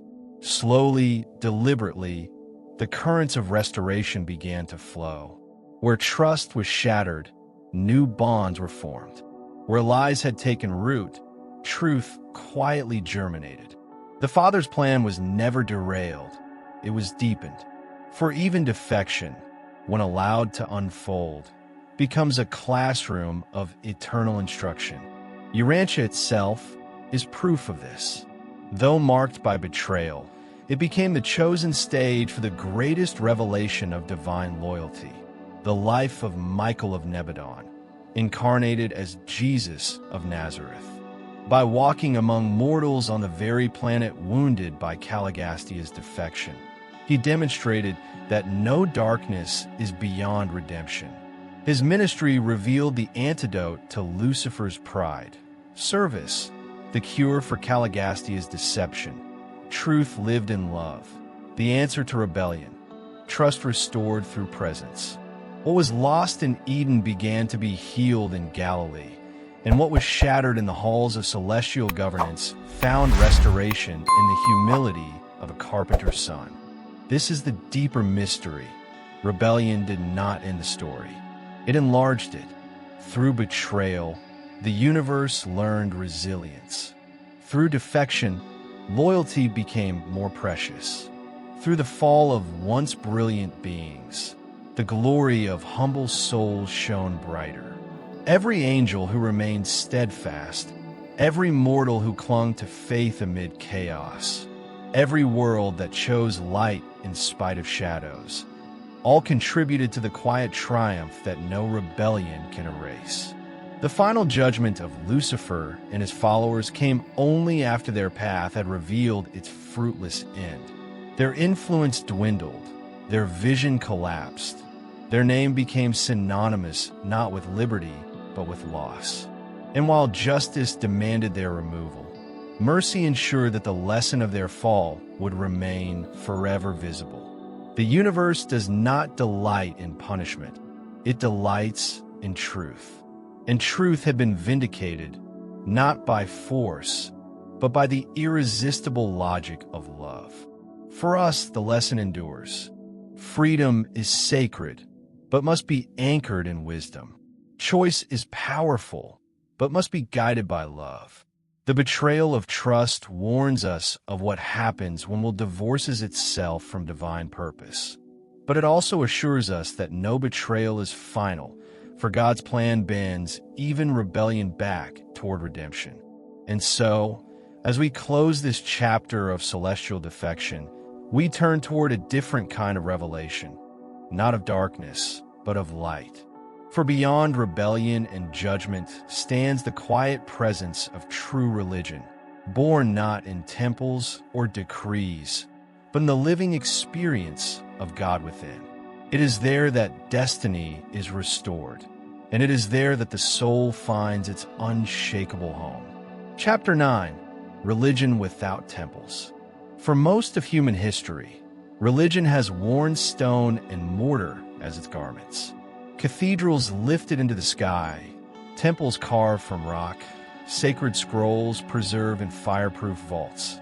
All of these have carried the weight of humanity's longing for God.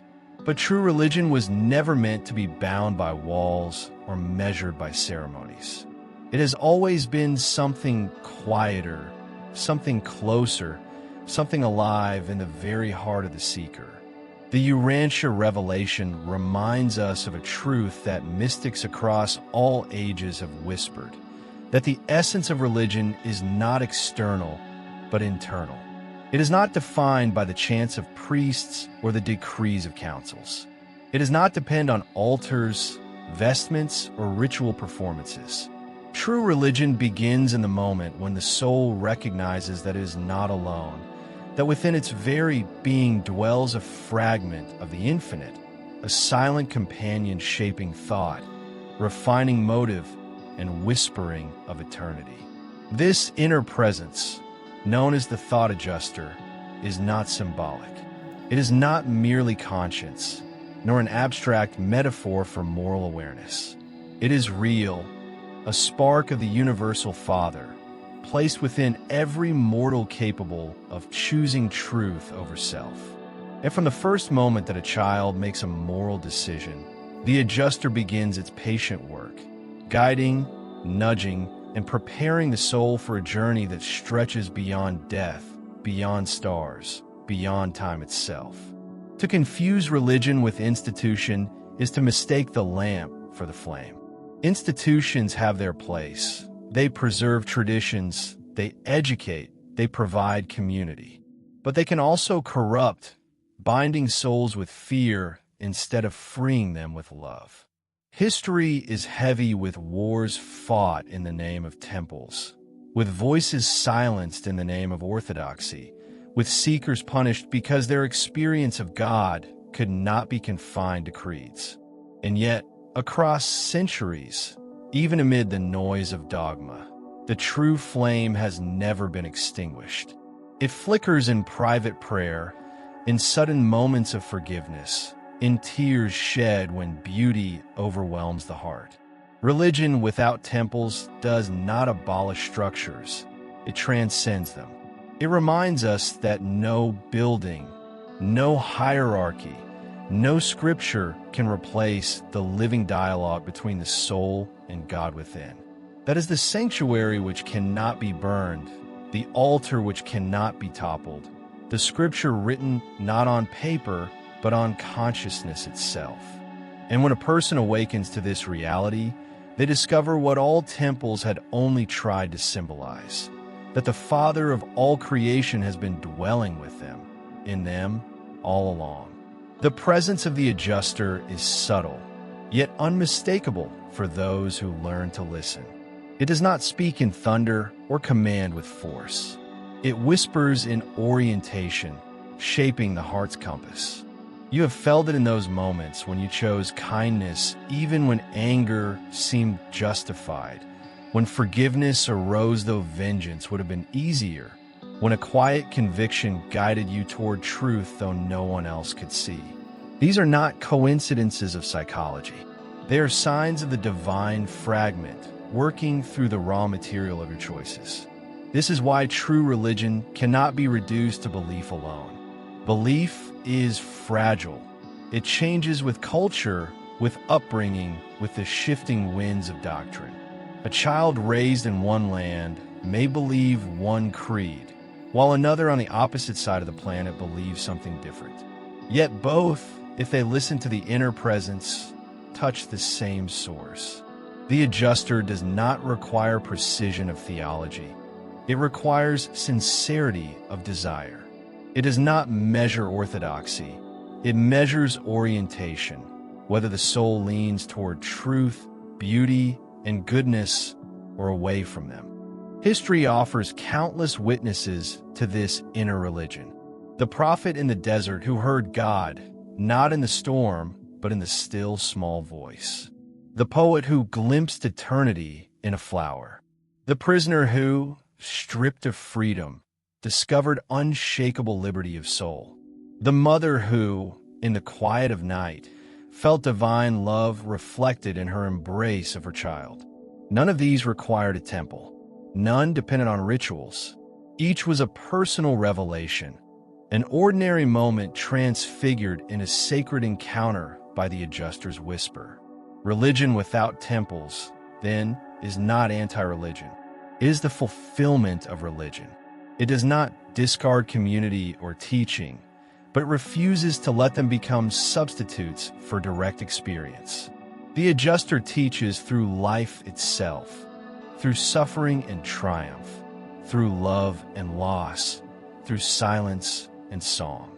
Every circumstance becomes a classroom, every relationship a sanctuary, every choice an altar. And perhaps the most astonishing truth is this, that even celestial beings, those created in light, look with reverence upon mortals who choose truth amid struggle. For angels know perfection from the beginning, but mortals carve it out of imperfection. When a human soul, fragile and fleeting, listens to its adjuster and chooses God in spite of confusion, it adds something to the universe that even the most radiant seraph cannot provide: the triumph of faith born of struggle. When religion moves from the temple into the heart, it does not grow weaker, it grows unstoppable. Structures can be toppled, texts can be burned, doctrines can be outlawed, but no power on earth can extinguish the living flame of a soul awakened to God within. And once this flame spreads from person to person, quietly, invisibly, it begins to shape entire cultures. The Urantia revelation speaks of a time when the religion of personal experience becomes the seed of civilization itself. Imagine a society not organized around fear of divine punishment or loyalty to dogma, but around the recognition of divine presence in every person. Such a world would no longer ask, "What creed do you confess?" but rather, "What truth have you lived?" The measure of faith would not be orthodoxy, but authenticity. Not what you claim to believe, but how you allow the adjuster's whisper to reshape your life. This shift has the power to transform every sphere of human existence. In family life, parents no longer control by fear, but nurture character by example. In education, the purpose is not to memorize facts, but to awaken wisdom, teaching children to listen for the quiet voice within as much as to respect the knowledge without. In politics, leaders are chosen not for charisma or promises, but for humility, integrity, and alignment with principles that transcend self-interest. Even the economy begins to change under the influence of inner religion. Greed loses its glamour when the soul recognizes that true wealth is measured not by what is possessed, but by what is given. Work ceases to be merely survival or ambition. It becomes vocation, service, an expression of soulcraft. Science, too, is transfigured, no longer viewed as a tool to exploit nature, but as a reverent exploration of the Father's mind woven into the fabric of creation. And in art, the transformation is profound. When human beings touch God within, their creativity reflects eternity. Songs become prayers. Paintings become windows into transcendence. Stories awaken memory of home. Culture ceases to be mere entertainment and becomes a mirror of divine beauty. This is not utopia. Suffering does not vanish. Conflict still arises. But when inner religion is lived sincerely, even struggle is redeemed. Disagreements no longer destroy. They become opportunities for deeper understanding. Pain no longer isolates. It becomes a teacher of compassion. Every shadow becomes a canvas upon which the adjuster can paint new light. Religion without temples is not merely personal, it is planetary. It is the slow, steady evolution of civilization toward the age of light and life, one awakened soul at a time. At the heart of all this stands the most intimate partnership the universe has ever conceived, the bond between the mortal soul and the indwelling adjuster. No priest can mediate it. No ritual can substitute it. No failure can disqualify it. From the first moral decision of childhood until the final fusion in eternity, this fragment of God works tirelessly, silently, to lift you into the likeness of the Father. It is the most faithful companion you will ever know, the truest friend, the quiet architect of your destiny. And here lies the great paradox. You are never forced. The adjuster whispers, but it does not command. It guides, but does not coerce. The infinite respects your freedom even when you use it to wander. Yet every time you turn toward truth, every time you choose love, every time you silence fear for the sake of courage, the adjuster celebrates and incorporates that choice into your eternal identity. You are literally building your soul together, stone by stone, with God Himself as co-worker. This is why religion without temples is so revolutionary. It strips away every illusion that salvation depends on belonging to the right group, repeating the right creed, or performing the right ritual. It reminds us that salvation is not a prize bestowed by an institution, but a path walked in daily partnership with the divine presence within. The adjuster does not wait for heaven to begin shaping you. It begins now, in the middle of your ordinary struggles, transforming the mundane into sacred training ground. And when death comes, it will not be a stranger that meets you on the other side. It will be the same quiet voice that guided you in the shadows of time, now revealed in the fullness of light. The same presence that whispered in your conscience will stand unveiled as the very essence of God's love, fusing with your soul in eternal partnership. That moment will not surprise you. It will complete you.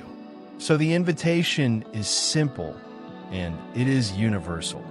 Do not wait for temples to open their doors. Do not wait for doctrines to align. Do not wait for a perfect life. Begin now. Listen for the adjuster's whisper in your own heart. Live as if God is real within you, because He is. And when you do, you become a living temple, a light among lights, proof that the divine has never been far away. The next chapter will take us deeper into this unfolding vision, into a civilization transformed not by laws or wars, but by the quiet revolution of souls awakening together, until an entire planet reflects the light of paradise. Chapter 10, The Kingdom Within. The kingdom of heaven is not built with marble or crowned with banners. It does not rise in capitals or march with armies. It does not need temples of stone, because its foundation is the living soul. When Jesus said, "The kingdom of God is within you," he was not offering a metaphor, but a revelation, that the true revolution of history begins not in politics, but in the heart. This inner kingdom is invisible, yet it is the most real of all realities. It begins in silence, in the quiet turning of a person toward God, in the decision to live as if love were stronger than fear. And once this decision is made, even in the smallest degree, its influence ripples outward like concentric circles on a pond. A single act of kindness, born of inner religion, touches more lives than any law could command. A single moment of forgiveness can change the course of generations. The Urantia revelation insists that personal religion is never merely private. It is not designed to remain locked in meditation chambers or whispered only in prayer. What begins within must inevitably radiate outward, shaping families, schools, governments, economies, and cultures. For the soul cannot touch God without becoming a channel through which God touches the world. Imagine a parent who sees their child not as property to be controlled, but as a soul entrusted to their care, already indwelt by a fragment of the infinite. That parent's choices in discipline, in encouragement, in daily example will radiate into the child's vision of God and of self. Imagine a teacher who enters the classroom not simply to instruct the mind, but to awaken the soul, who sees each student as a potential citizen of eternity. Such influence cannot be measured by grades, but by the light it ignites in the eyes of the young. This is the kingdom within, an invisible seed planted in the soil of the soul, destined to grow into a tree whose branches provide shelter for families, guidance for cultures, and healing for nations. No force can impose it from the outside, but when it blossoms from within, it quietly reshapes everything. For in this kingdom, authority is measured by service, greatness is defined by humility, and progress is counted not in wealth or conquest, but in love lived sincerely. When the kingdom within awakens in enough souls, even the structures of society begin to shift. Politics, so often consumed by rivalry and thirst for power, slowly bends toward principle when guided by citizens who live from the center of the soul. Leaders can no longer rely only on charisma or manipulation, for spiritually awakened people recognize authenticity. They are not dazzled by empty promises. They look for humility, wisdom, and service.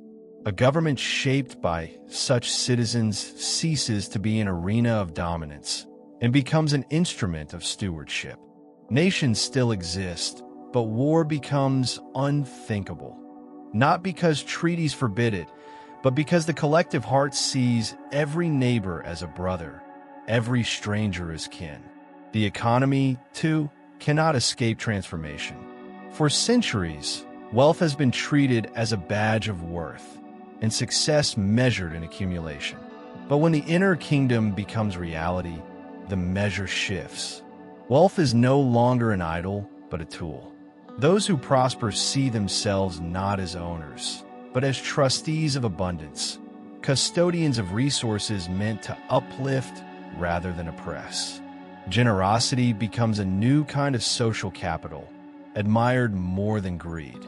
Work itself is transfigured, no longer mere survival, nor endless pursuit of status, but an expression of soulcraft.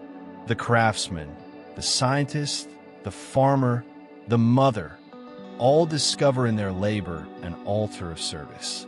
Science, once split from spirit, also finds new dignity in this kingdom. For the mind that studies the atom, the galaxy, where the gene cannot help but sense the elegance of a design deeper than mechanics.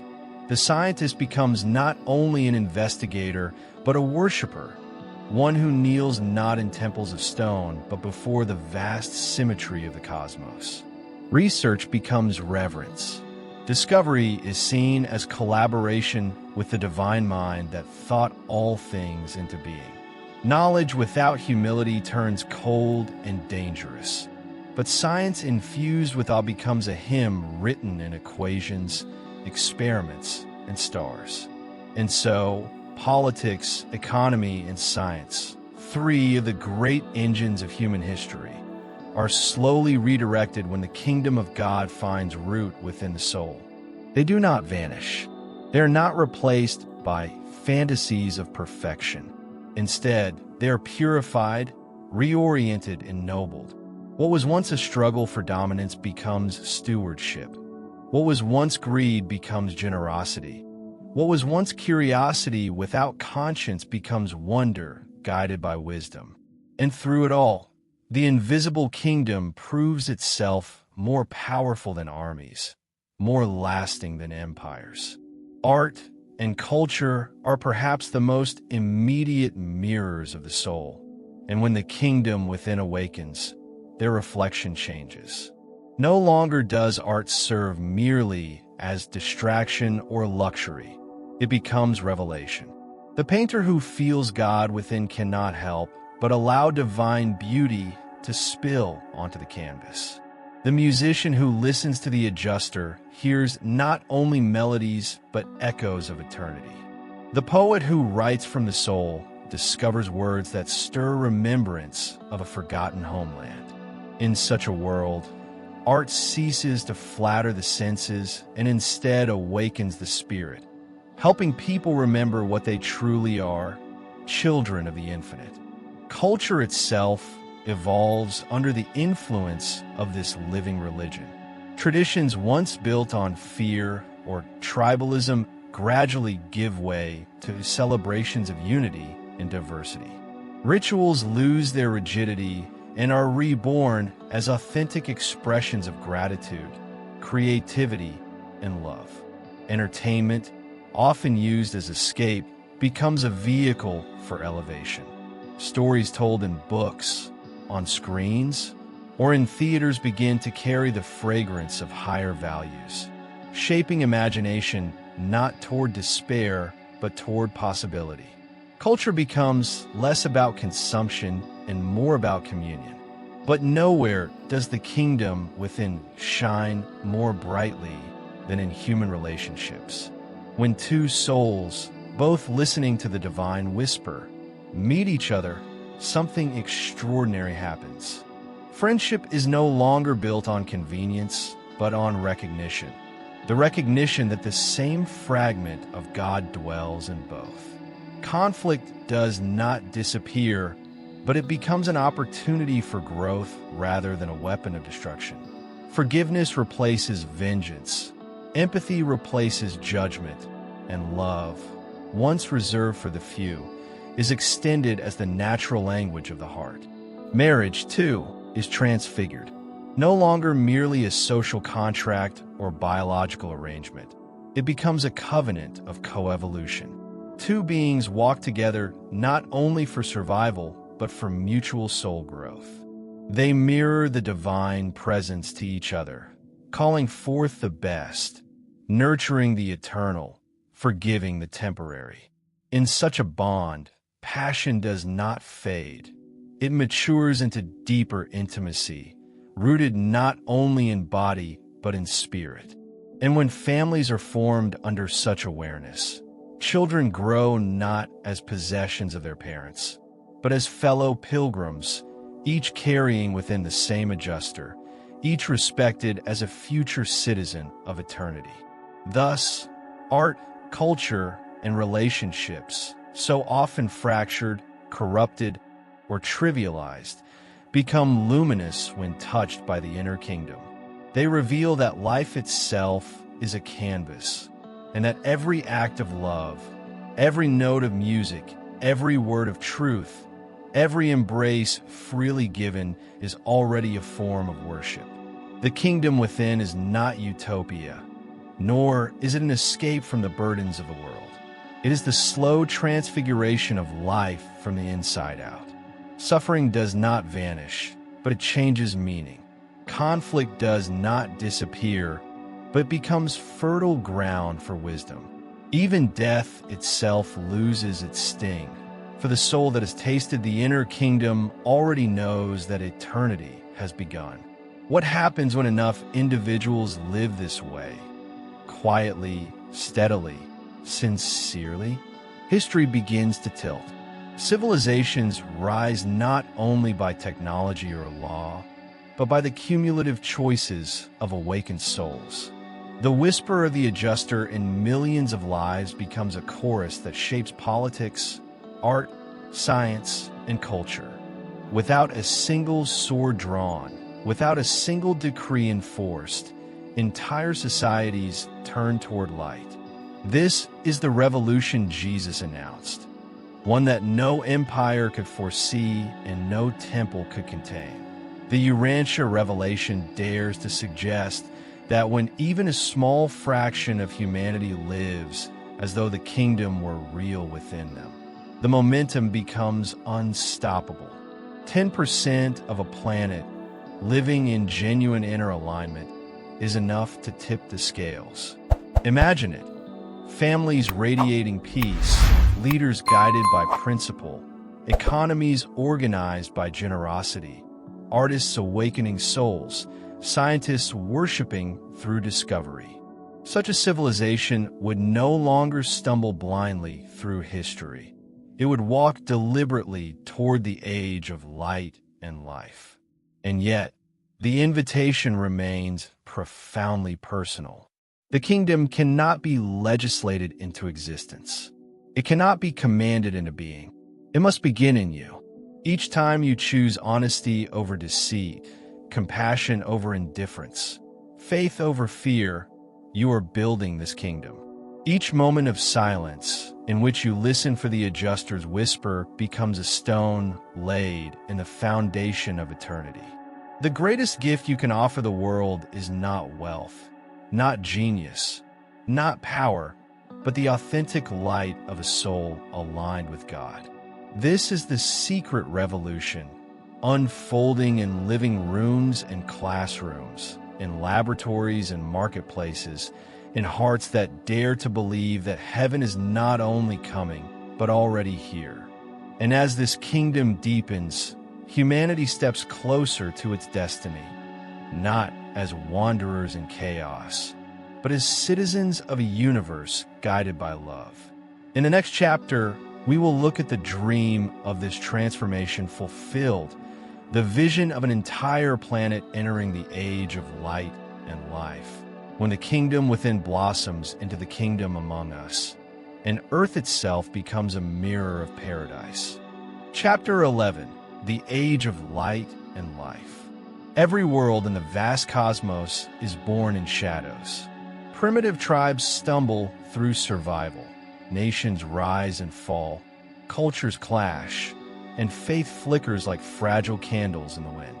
Yet the revelation insists, this chaos is not the final word. Evolution is not endless wandering. It is a guided pilgrimage.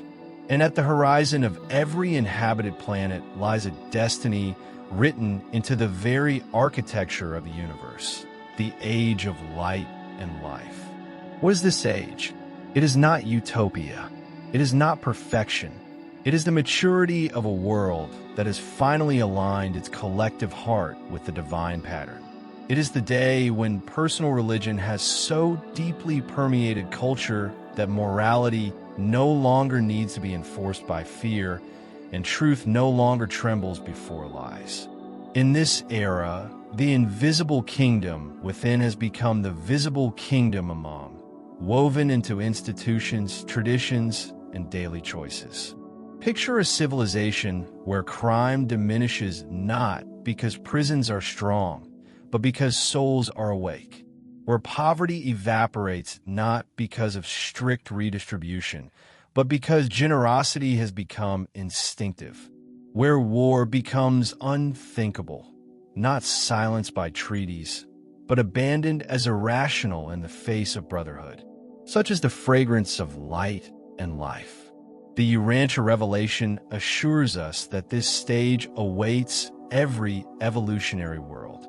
Some planets reach it quickly. Others, scarred by rebellion or delay, struggle longer. But none are left behind. The Father's plan is patient and inexorable. All worlds must eventually rise into this harmony. Even Urantia, our world, wounded by the betrayal of Lucifer and the default of Eden, carries this same destiny. It may take longer, but the promise has not been revoked. This vision is not fantasy. It is prophecy rooted in process.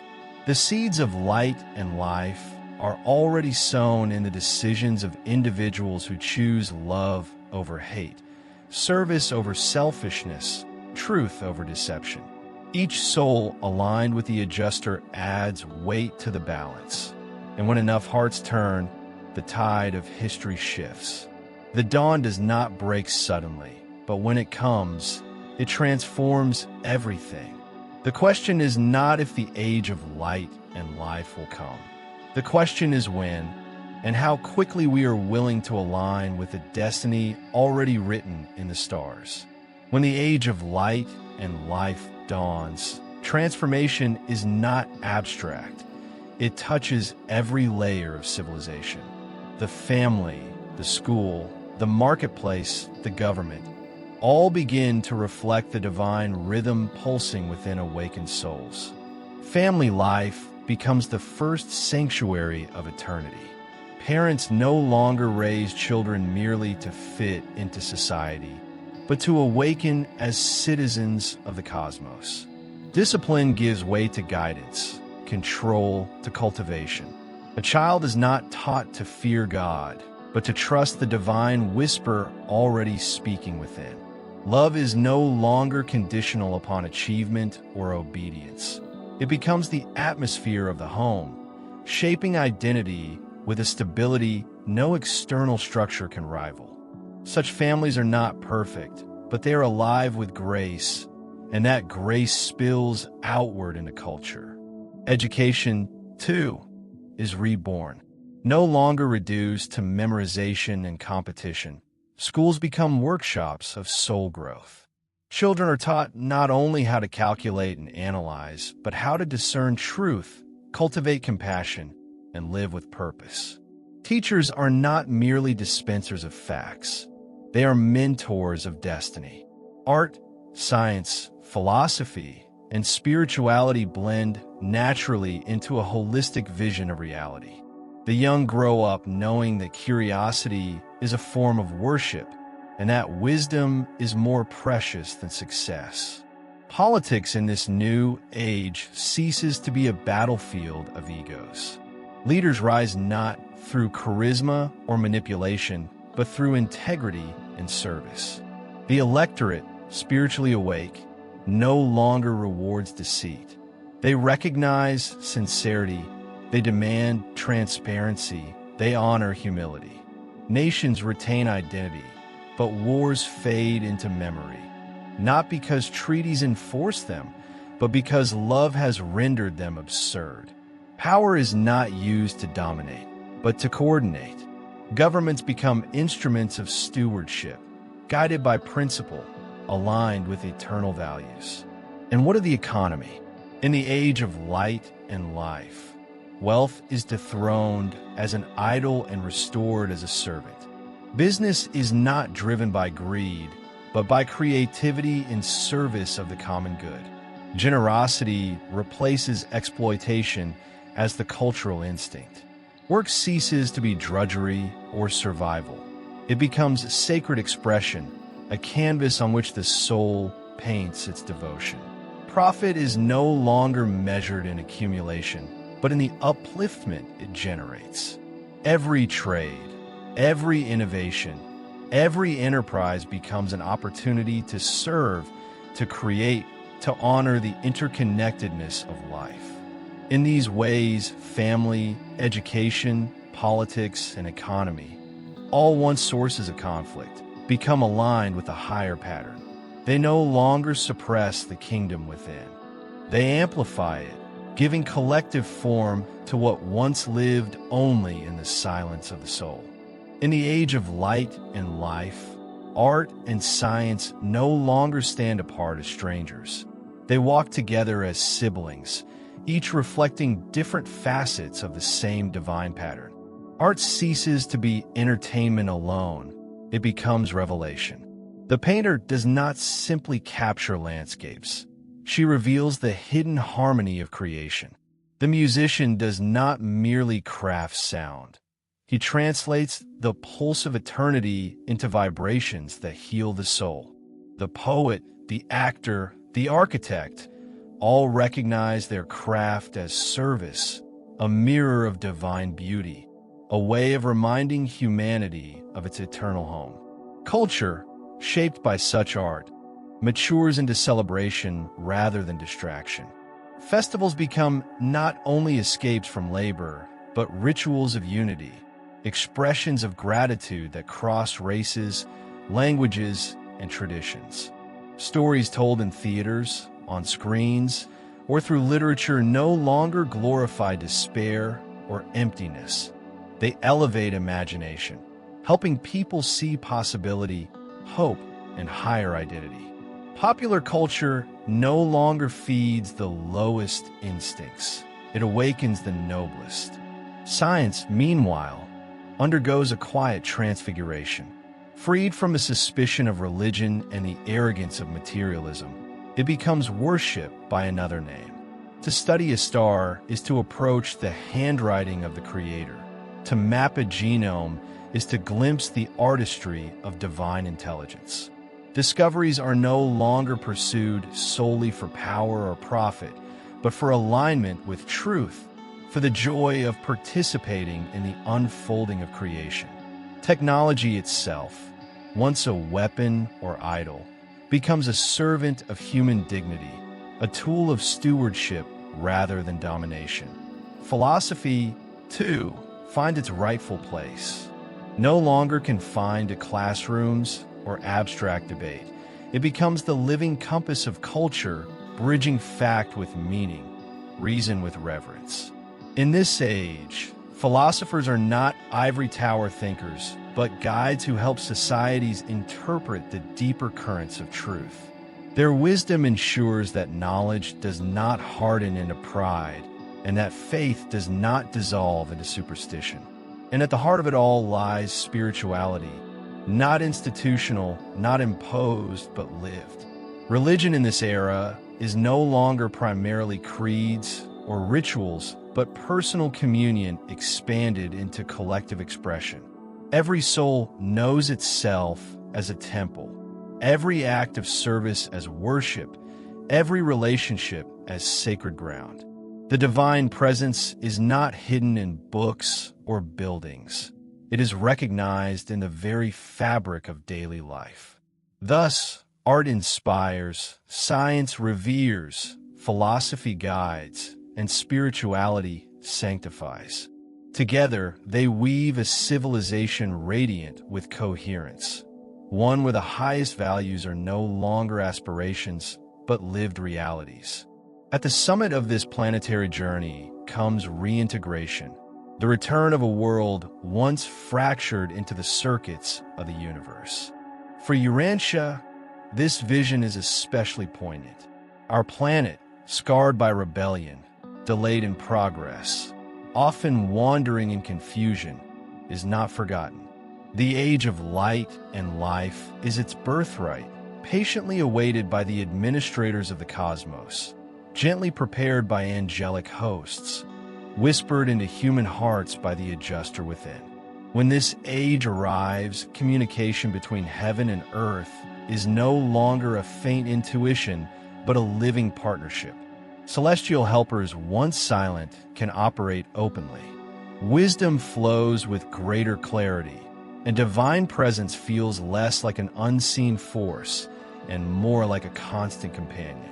The barriers erected by pride and fear dissolve, and humanity begins to experience what it always suspected, that it was never alone, never abandoned, but part of a vast family of worlds evolving toward light. The signs of such an age are unmistakable. War recedes into memory, not through suppression, but through obsolescence. Nations retain their colors, their songs, their traditions, but rivalry no longer defines them.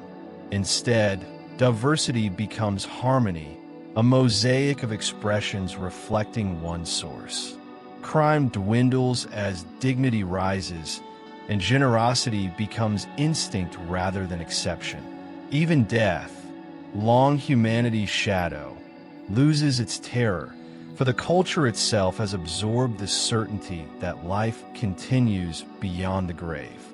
But perhaps the most astonishing feature of the age of light and life is its ordinariness. It does not arrive with spectacle, nor is it heralded by miracles in the sky. It unfolds quietly through the daily fidelity of souls who choose light. It comes not by decree, but by decision, not of governments, but of individuals. The age begins when a critical mass of humanity chooses to live as though God were real, as though truth mattered, as though love was the point. And once begun, it is irreversible. This is not fantasy. It is prophecy encoded in the very design of the universe. The supreme grows through the choices of evolving beings, and every act of love on Urantia tilts the scales closer to dawn. The question is not whether this age will come. It will. The question is whether we will live as its pioneers now, building in advance what eternity already promises. In the next chapter, we will explore how science, philosophy, and religion, three great streams of human knowing, intertwine into a single current, forming the great synthesis that prepares humanity for cosmic citizenship. Chapter 12, The Great Synthesis. Humanity has long walked with divided eyes. One gazes at the material world, dissecting it into numbers, formulas, and predictable laws. The other gazes inward, seeking meaning, value, and the whisper of the eternal. Between them stands philosophy, often weary, trying to reconcile what the mind knows with what the soul longs for. And yet, for millennia, these three great streams, science, philosophy, and religion, have often collided instead of converging. The result has been a fractured vision of reality. Science, when isolated, becomes powerful but blind, capable of splitting atoms but unsure why it should. Religion, when detached from fact, drifts into superstition, clinging to outdated cosmologies while resisting discovery. Philosophy, when severed from both, turns abstract, disconnected from the struggles of flesh and the revelations of spirit. Civilization itself suffers when these streams flow apart, leaving humanity brilliant in knowledge but starved in wisdom, fervent in faith but fragile in understanding. Yet the universe was never designed to be fractured. The revelation affirms that truth is one, seamless, coherent, indivisible. Science reveals the facts of the cosmos. Philosophy interprets their meaning, and religion unveils their ultimate value. Each is a pillar of knowing, and when they finally converge, the house of humanity stands whole. This is the great synthesis, the marriage of fact, meaning, and value into a single lens wide enough to perceive God and deep enough to embrace the self. Imagine a civilization where discovery is no longer feared by faith, but celebrated as revelation. Where philosophy is not an ivory tower of speculation, but the compass guiding both science and spirituality. Where religion is not reduced to ritual, but recognized as the lived partnership with the divine.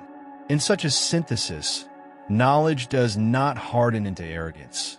Faith does not collapse into dogma, and wisdom does not wither into abstraction.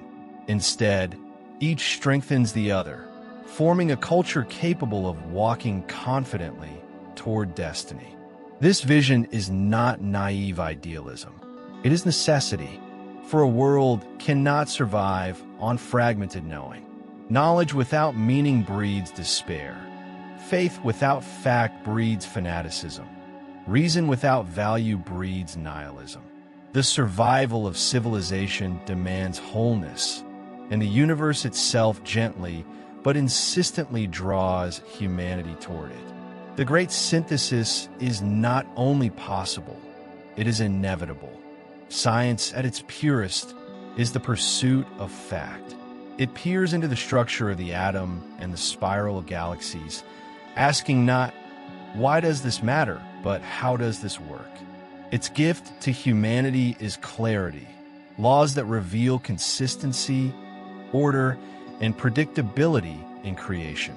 Yet when cut off from philosophy and religion, science forgets its own sacredness. It becomes utilitarian, focused on control rather than wonder. The splitting of the atom becomes both electricity and a bomb. The mapping of the genome becomes both healing and manipulation. Without integration, science provides power but not purpose. Philosophy stands in the middle, the interpreter of meaning. It asks the questions science cannot answer. What is real? What is good? What is worth striving for? At its noblest, philosophy weaves together fact and value, discerning coherence in a confusing world. But without the grounding of science, it drifts into speculation.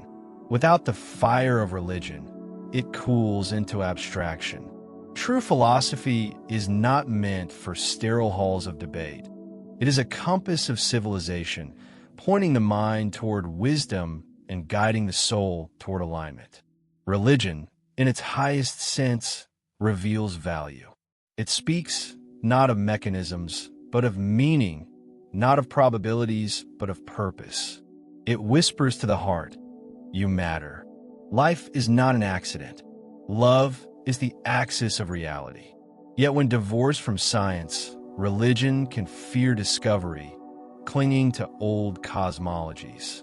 When estranged from philosophy, it can calcify into dogma, suffocating the very spirit it was meant to free. True religion is not rigid. It is alive, personal, experiential. It is the fire that turns knowledge into wisdom and meaning into transformation. The great synthesis honors each pillar without collapsing them into sameness. Science continues to uncover fact, but philosophy ensures those facts are understood in context, and religion sanctifies them with value. Imagine a discovery of a new particle. Science measures its properties, philosophy asks what it reveals about reality, and religion marvels at the intelligence woven into creation. None compete, all converge. This is the architecture of wholeness. Fact without meaning is hollow. Meaning without value is directionless. Value without fact is blind. Together, they form a trinity of knowing that reflects the very nature of the cosmos, intelligent, purposeful, and good. When humanity embraces this, civilization steps out of adolescence and into maturity. When the streams of fact, meaning, and value flow together, they do not remain abstract. They manifest in the daily fabric of civilization. Education, first of all, becomes transformation, not indoctrination. Children are not taught only formulas and facts, but how to discern truth, how to reflect, how to listen to the voice within. A teacher does not merely transmit information, but awakens curiosity and reverence, guiding young minds to see knowledge as sacred participation in creation. Schools cease to be factories of memory and become sanctuaries of growth, where intellect, emotion, and spirit develop in harmony. In governance, synthesis heals what power has corrupted. Politics no longer thrives on fear, manipulation, or spectacle. Instead, leaders emerge who embody service, integrity, and humility. Science informs them with data, philosophy anchors them with ethics, and religion softens them with compassion. Nations still retain culture and sovereignty, but the logic of war dissolves under the weight of spiritual maturity. Borders matter less than dignity, and diplomacy is no longer negotiation for advantage, but collaboration for stewardship. The planet itself becomes sacred territory, managed not as property, but as trust. Medicine, too, undergoes renewal. A purely scientific model treats the body as a machine to be repaired. A synthesized model views the person as body, mind, and soul in dynamic harmony. Physicians become not only technicians, but healers, attending not just to symptoms, but to meaning, purpose, and growth. Illness is not seen as failure, but as an invitation to integration, a call to restore balance at every level of being. Hospitals evolve into centers of wholeness, where technology and compassion, science and spirituality work side by side. Even relationships become laboratories of a synthesis. Marriage is no longer a contract of convenience, but a covenant of growth, where two souls collaborate in co-creation. Friendships become places of recognition, laughter mixed with revelation, companionship infused with mutual transformation. Conflict is not feared, but embraced as a crucible for truth, an opportunity to refine love and deepen understanding. In such a culture, intimacy itself becomes a mirror of divine intimacy, the sacred reflected through human connection. Work, too, changes meaning. Success is no longer measured by wealth or dominance, but by service and contribution to the common good. The scientist in her lab, the artist with her canvas, the farmer in his field, the parent with her child, all see their daily labor as participation in the divine project. The ordinary becomes luminous, for every action is recognized as soulcraft. At its highest expression, the great synthesis is not just the harmony of disciplines. It is the preparation of a planet for its role in the cosmic family. When science, philosophy, and religion converge, humanity no longer asks, "Are we alone?" but rather, "How do we belong?" The fractured vision that once saw the universe as hostile emptiness is replaced by awe, a living cosmos, intelligent and purposeful, inviting participation. This integration begins quietly in the decisions of individuals. A scientist who treats discovery as reverence. A philosopher who grounds abstract thought in compassion. A believer who does not fear knowledge, but welcomes it as God's handwriting. These are not isolated heroes. They are pioneers of a new kind of civilization. As their influence ripples outward, cultures tilt toward coherence. Fear yields to trust, rivalry to collaboration, despair to vision. The Urantia revelation insists that synthesis is not optional, it is destiny. A civilization cannot endure in fragmentation. Knowledge without wisdom builds weapons faster than it builds peace. Faith without understanding divides instead of unites. Meaning without fact dissolves into illusion. But when these streams converge, civilization matures into wholeness. It becomes resilient, luminous, capable of reflecting paradise itself in culture, art, and governance. And this is not only for the sake of Earth. The universes themselves are enriched when a world achieves integration. Mortals who grow in such an environment become wiser, steadier, more radiant as they ascend. Their experience contributes to the supreme, the evolving reality of God expressed through time and space. The great synthesis is not merely humanity's salvation. It is the universe's enrichment. Perhaps most moving of all is the personal invitation hidden within this vision. You do not need to wait for governments or systems to change. The synthesis can begin in you. When you let science sharpen your clarity, when you allow philosophy to order your thoughts, when you open religion to inflame your values, you become a microcosm of the very future the planet longs for. You become a citizen of light even before the age has dawned. And as more individuals live like this, the tipping point approaches. The circuits of a universe hum again. The guardians of destiny are empowered to guide more directly. The brokenness of Urantia begins to heal. And one day, through the simple fidelity of countless souls, the planet itself will step across the threshold, not as an orphan world, but as a luminous participant in the cosmic symphony of fact, meaning, and value made one. Chapter 13, From Planet to Paradise. Urantia, our Earth, has always carried within it a paradox.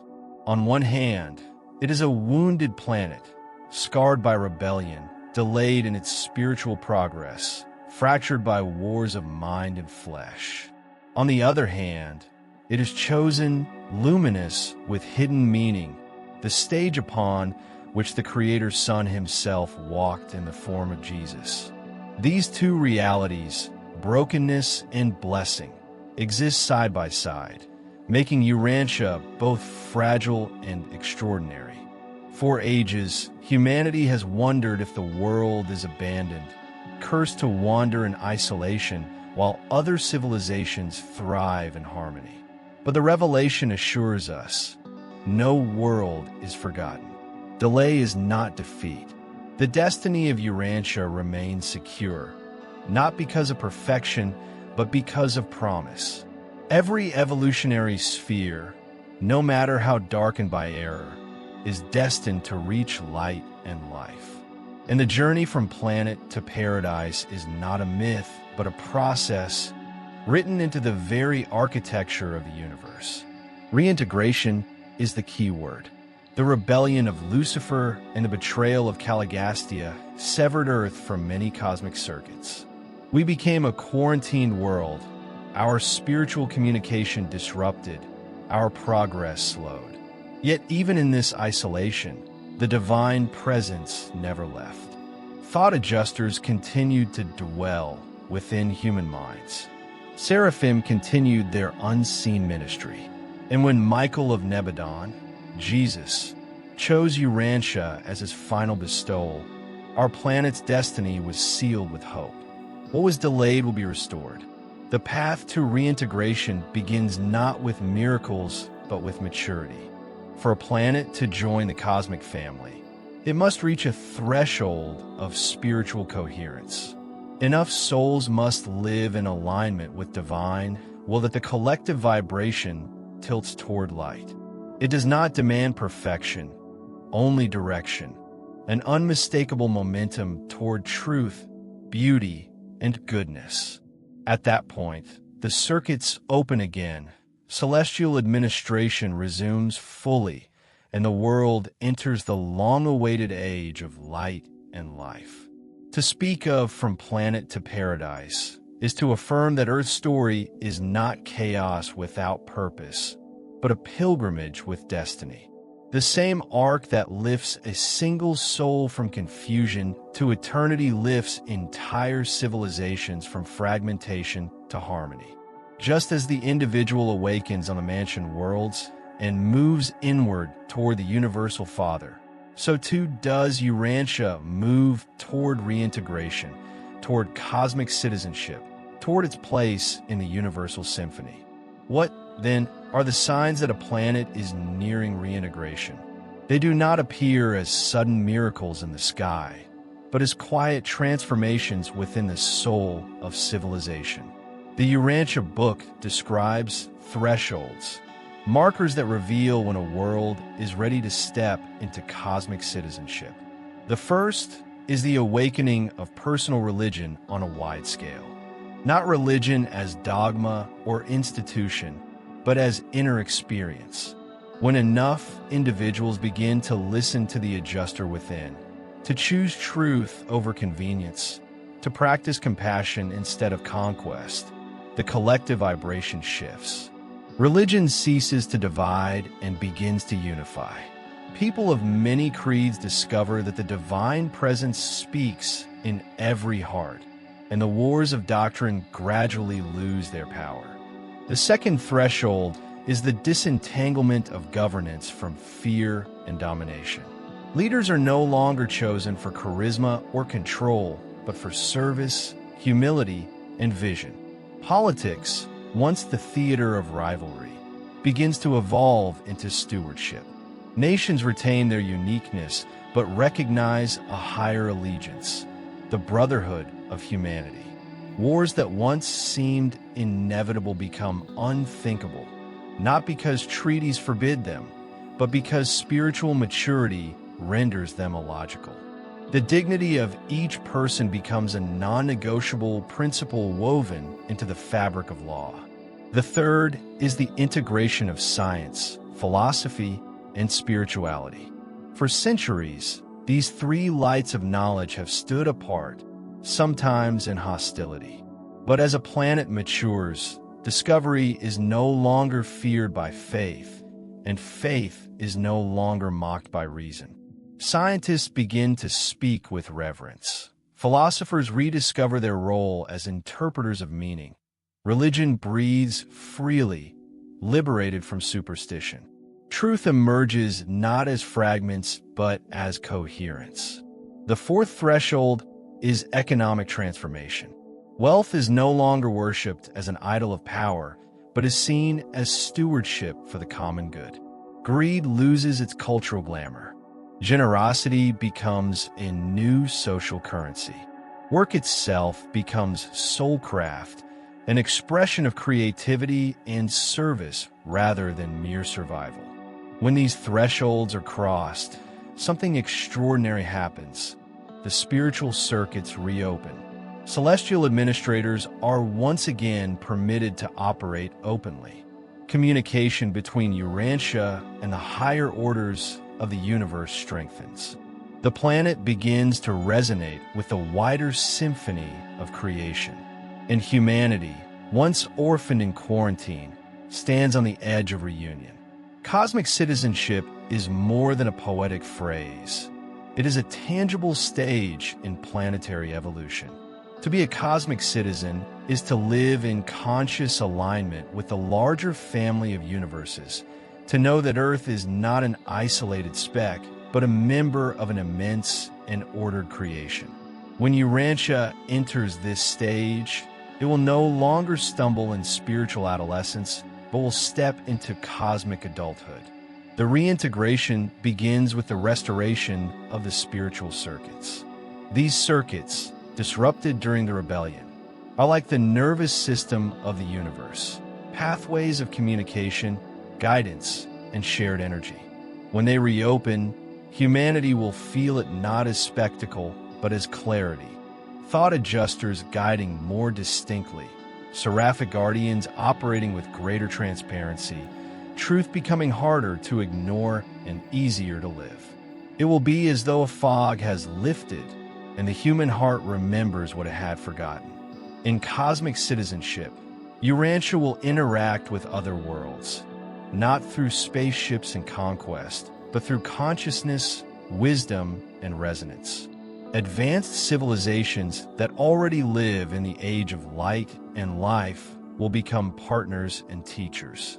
Exchanges of culture, insight, and spirit will flow naturally, and humanity will discover that the questions it carried in isolation have been asked and answered by countless other beings across the universes. But cosmic citizenship does not erase individuality. Just as every soul contributes something unique to the Supreme, every world adds its own color to the cosmic mosaic. Urantia, marked by struggle and rebellion, will bring a special gift. The resilience born of suffering, the faith forged in shadows, the creativity sharpened by imperfection. Other worlds will learn from us, even as we learn from them. For the universe is a circle of giving and receiving, teaching and being taught. Perhaps most moving is the realization that cosmic citizenship is not an achievement of systems alone. It is the fruit of individual choices multiplied. Every person who chooses to listen to the inner voice, every act of kindness, every step toward truth becomes part of the architecture of reintegration. No government decree can summon it. No prophet alone can impose it. It emerges organically, like dawn after a long night, when enough souls choose to live as though they already belong to eternity. Every destiny written for Urantia points toward light. Though scarred by rebellion and fractured by centuries of conflict, the pattern of the universe bends toward restoration. Delay has never meant abandonment. Isolation has never meant rejection. In truth, our very brokenness has become the canvas upon which a deeper revelation of love is being painted. The path from planet to paradise is the same path walked by the soul. Awakening, purification, integration, and union. Just as an individual ascends from confusion into clarity, from fear into faith, so does a world rise through its crises into maturity. Each generation adds its stone to the bridge. Each act of courage, each refusal of hatred, each sincere prayer builds the architecture of reintegration. One day, when enough of these stones have been laid, Urantia will cross the threshold. The age of light and life is not a utopia. It is the fulfillment of divine intention. A time when personal religion becomes cultural air, when justice is not imposed but chosen, when knowledge and reverence embrace, when art becomes revelation and science becomes worship. In that age, Earth will no longer ask, what divides us, but rather, what unites us in the Father of all?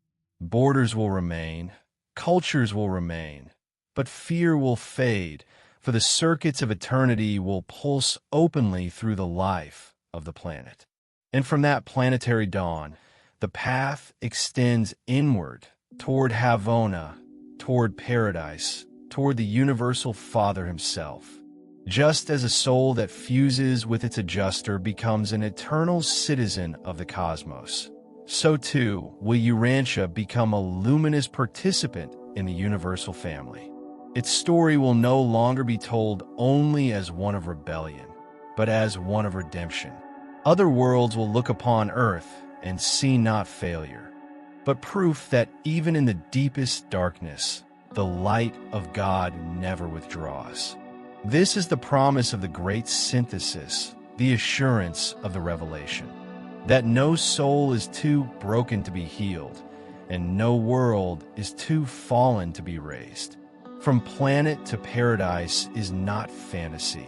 It is the destiny of Urantia, and by extension, the destiny of all who walk upon it. And perhaps, even now, the universe leans close, waiting, watching, whispering, choose light. Choose love. The circuits are ready. The time is near. Chapter 14, The Havona Spiral. There comes a point in the eternal ascent when the soul, no longer bound by the limitations of time and space, enters a reality so vast and so luminous that even the memory of mortality feels like a dream. This is Havona, the central universe, the eternal spiral of 1 billion perfect worlds that encircle paradise. Unlike the evolutionary planets that grow and struggle, Havona has never known rebellion, decay, or death. It has always been. It is not becoming, it simply is.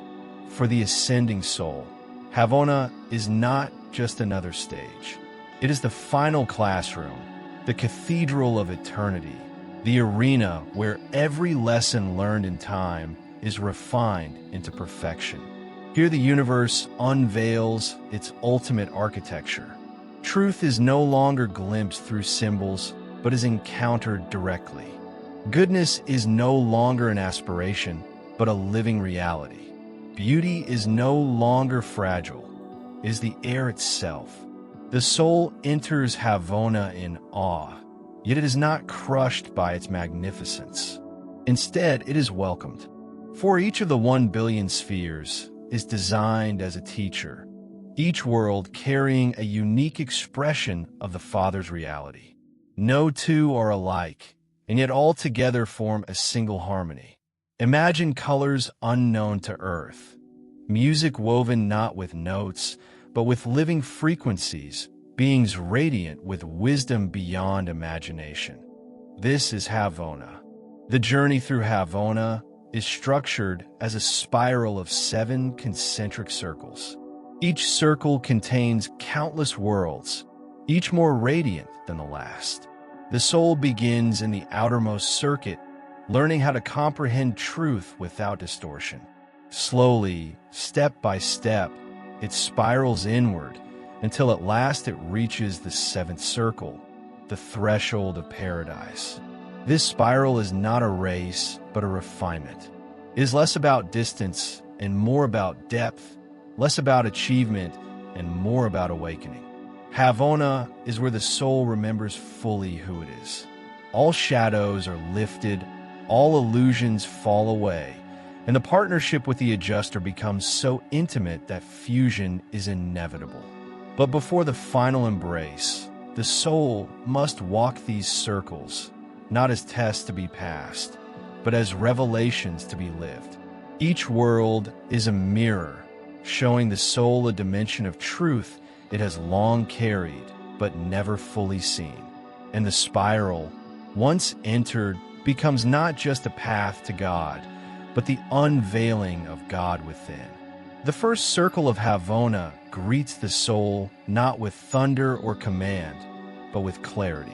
It is as if every distortion of thought accumulated through the ages is gently washed away. Here the soul learns to see truth as it really is, not as filtered through fear, culture, or imperfection. What once required faith now feels like sight. The veils of misunderstanding that obscured God's light are lifted, and the soul begins to breathe in reality as pure as sunlight.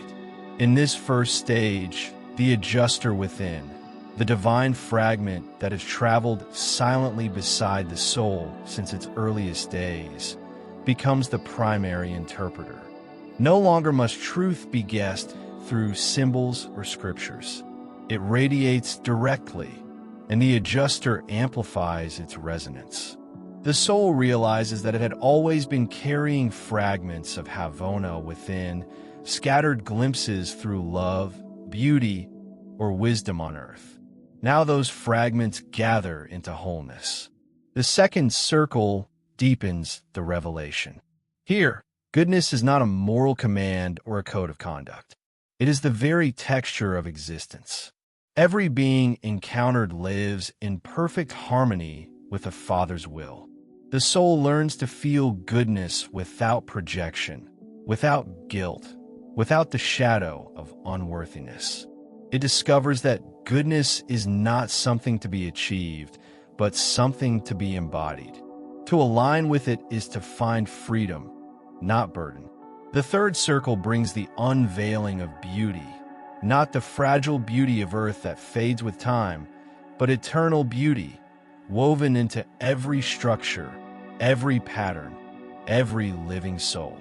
Beauty here is not superficial. It is recognition of divine order, the resonance between form and meaning. The soul learns that beauty is not ornament but revelation. To delight in beauty is to recognize God in the visible universe. And as the spiral unfolds, the soul begins to see its own history in a new light. Failures that once seemed final now appear as steps toward wisdom. Losses that once felt unbearable become woven into the tapestry of growth. The spiral does not erase the past, it redeems it. Each circle adds depth, turning wounds into wisdom, doubts into insight, and longing into communion. These first stages are preparation, gentle refinements that lift the soul upward without overwhelming it. They're the Father's way of saying, "You are ready." Keep walking inward. Keep spiraling home. By the fourth circle, the soul has learned to walk without fear, and now it begins to experience unity in the presence of diversity. Havona is filled with beings unlike anything the mortal mind could imagine. Natives of perfect creation, Fina leaders who have completed their journeys, celestial teachers radiant with wisdom. None of them are the same, and yet all radiate harmony. Here the soul learns that difference is not division, but depth. That variety is the very music of eternity. The fifth circle strips away the last remnants of self-centered ambition. On earth, achievement often carried the shadow of comparison. Even in the Morontia worlds, the soul sometimes still clung to subtle desires for recognition or superiority. But here, under Havona's light, those attachments dissolve like mist in the morning sun. The soul discovers that its true glory is not in being exalted above others, but in being part of a greater wholeness. To serve is to reign, and to love is to arrive. In the sixth circle, communion with the divine becomes no longer longing, but familiarity. What once required silence and effort now flows like breath. The soul does not strain to reach God, it rests in Him. Every thought, every act, every relationship reflects a resonance with the infinite. The adjuster within is no longer felt as a guide from the shadows, but as the very core of awareness. Here, prayer becomes less petition and more recognition. I'm already with you, and you are already with me.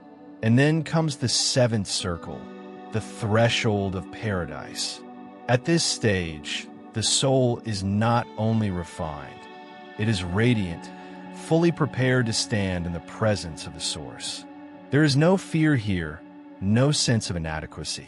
The long journey through time has distilled the essence of the soul into a vessel of light, ready to enter the eternal embrace. In the seventh circle, all the lessons converge. Truth without distortion, goodness without condition, beauty without fading, unity without division, service without pride, communion without distance. The spiral has done its work. What began as dust has become eternal flame, and the soul knows the next step will not be another classroom, but the very heart of God. At the edge of paradise, the soul pauses, not in hesitation, but in reverence. Havona has prepared it with infinite patience, guiding it from circle to circle until nothing false remains. Now, for the first time, the soul senses what it means to be utterly real. No shadow, no fear, no need to prove itself. Only being pure, luminous, eternal. Hear the adjuster, that faithful fragment of the Father that once whispered in silence, now stands unveiled as the very essence of identity. What was two becomes one. Fusion is no longer a future promise, but an inevitable reality. The long companionship of time and space culminates in eternal union. And yet, this union is not absorption, not the loss of self, but the fulfillment of self. The soul discovers that individuality was never meant to vanish. It was meant to bloom into a unique reflection of the infinite. The teachers of Havona, the radiant natives of that perfect universe, do not overshadow the soul at this threshold. Instead, they rejoice. For each new arrival is a fresh expression of God, a new melody added to the eternal song.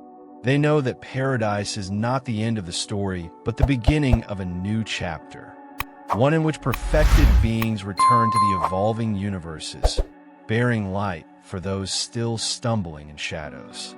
And so, with a heart now infinite in scope, yet personal in love, the soul crosses the last veil. There are no words for this moment, for language itself cannot carry eternity. There is no judgment, no tribunal, no ceremony. There is only recognition, the Father beholding himself in the child who has journeyed through time, and the child recognizing in the Father the source it had always sought. It is a homecoming beyond comprehension, a joy without measure, the embrace for which all creation longs. The Havona spiral is not merely a path across 1 billion perfect worlds. It is the unveiling of God within the soul, the proof that every struggle in time was leading here. And when the soul finally stands before the eternal, it knows that the journey was never in vain, never wasted, never forgotten. Every tear, every triumph, every choice has been gathered into this moment of eternal belonging. From Havona, the gates of paradise open, not as an end, but as the doorway to service without end, love without boundary, and life without death. The spiral has carried the soul home, and home has always been God. Chapter 15, The Embrace of the Father. There comes a silence greater than any song, a stillness deeper than any ocean. The soul, after eons of ascent, after circles upon circles of Havona, stands at the threshold of paradise. No distance remains, no veil endures. What once seemed unreachable, the very source of all being, now draws near, not with thunder, but with presence. The soul remembers the long road. Dust of the earth, shadows of mortality, the frailty of doubt, the weight of choice. Every fall, every recovery, every fragment of faith gathered into the hands of eternity. And now all of it converges into this single instant. For the Father does not receive perfected beings as strangers, but as children returning home. There are no ceremonies in this approach, no heralds, no rituals of grandeur. The grandeur is in the encounter itself. The Father is not distant, nor hidden behind endless courts.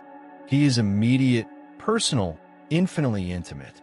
To stand before him is to discover that he was never far away, that every whisper of conscience, every pull toward goodness, every longing for truth was his embrace already reaching across time. The soul trembles, but not with fear, rather with recognition. This is the face it has sought in every friendship, the voice it has heard behind every prayer, the love it has glimpsed in every act of kindness. The adjuster within, faithful fragment of the infinite, now merges completely with the soul, so that the creature and the creator are no longer two, but one. This fusion is not the erasure of identity. It is its coronation. The soul discovers with awe that individuality was always meant to endure, not as isolation, but as a unique reflection of the infinite. God does not dissolve the child into his own being. He magnifies the child into eternal reality. At last, the soul is fully itself, fully divine, fully secure. The embrace of the Father is not fire, not light, not sound. It is recognition. The Father beholds himself within the soul, and the soul beholds its source within the Father. It is the meeting of origin and destiny, the fulfillment of every hidden longing. And in that embrace, the soul knows it is eternal. Fusion with the Father is not a metaphor. It is the most real moment the soul will ever know. Two streams of existence, the creature's hard-won experience and the adjuster's pure divinity, merge into one river without end. What was once guidance becomes identity. What was once companionship becomes essence. The soul is no longer walking with God. It is God living uniquely through the soul. This sacred union is irreversible. Nothing in creation can undo it, not rebellion, not time, not even the soul's own will. Eternity has been sealed, not as a cage, but as freedom. To fuse with the Father is to discover that destiny is not a chain, but a door, one that opens to service, creativity, and endless growth. For in God's economy, finality is never stagnation. Every end is a new beginning. In this moment, memory itself is transfigured. The soul recalls the sorrows of its mortal journey, the doubts that seemed unbearable, the nights when faith was thin as a thread. Yet none of it feels wasted. Every struggle becomes luminous, like coal transformed into diamond. Pain reveals itself as preparation. Confusion becomes hidden wisdom. Even sin is seen not as damnation, but as material redeemed by mercy into greater understanding. The embrace of the Father does not erase history. It crowns it. What the soul has lived, every decision, every act of love, every cry of longing, now becomes eternal fabric woven into the infinite. Personality, once fragile and uncertain, is now anchored forever in God. The child of dust has become a son or daughter of eternity. And with this new identity comes a new name, not given by angels, not written in books, but spoken in the very resonance of God. The soul hears itself as it was always meant to be, unique, beloved, indispensable. This new name is not a word, but a recognition, a vibration of truth that will never be forgotten. It is the signature of eternity etched into the being forever. The universe watches with reverence when a soul fuses with its adjuster. Not because it is rare, for billions will one day reach this destiny, but because it is sacred. Each fusion is a fresh revelation of God, a new window through which infinity shines into creation. And the soul, now eternal, steps into its final vocation, to live not for itself, but as a partner of God in the unfolding of universes. From the embrace of the Father emerges not merely a redeemed soul, but a new order of being, the Phenoliter. This word, whispered with reverence across the universes, names those who have walked the full arc of existence, from dust to divinity, from mortality to eternity, and now stand as living proof that free will can endure and triumph. The Phenoliter is not a passive witness of glory. Fusion with the Father is not the end of the road, but the ordination of a new mission. These perfected beings join the core of the finality, an eternal fellowship entrusted with tasks still hidden even from the angels. Their destiny is not simply to dwell in light, but to carry that light outward into the evolving universes, into realms not yet born, into plans not yet revealed. The journey has reshaped them. Phenoliters are beings of paradox, once fragile, now indestructible, once ignorant, now luminous with wisdom, once bound by time, now liberated into infinity. They carry scars, but not as wounds, rather as badges of authenticity. For they alone among celestial orders know what it means to struggle, to fail, to rise again. And this knowledge is priceless in the administration of universes still learning to walk. The soul that becomes a Phenoliter does not lose its humanity, it sanctifies it. Every lesson from earth, every gesture of love, every moment of forgiveness is woven into its eternal service. In councils of light, Phenoliters speak with the authority of those who have known weakness. They shine not because they were spared suffering, but because they transcended it.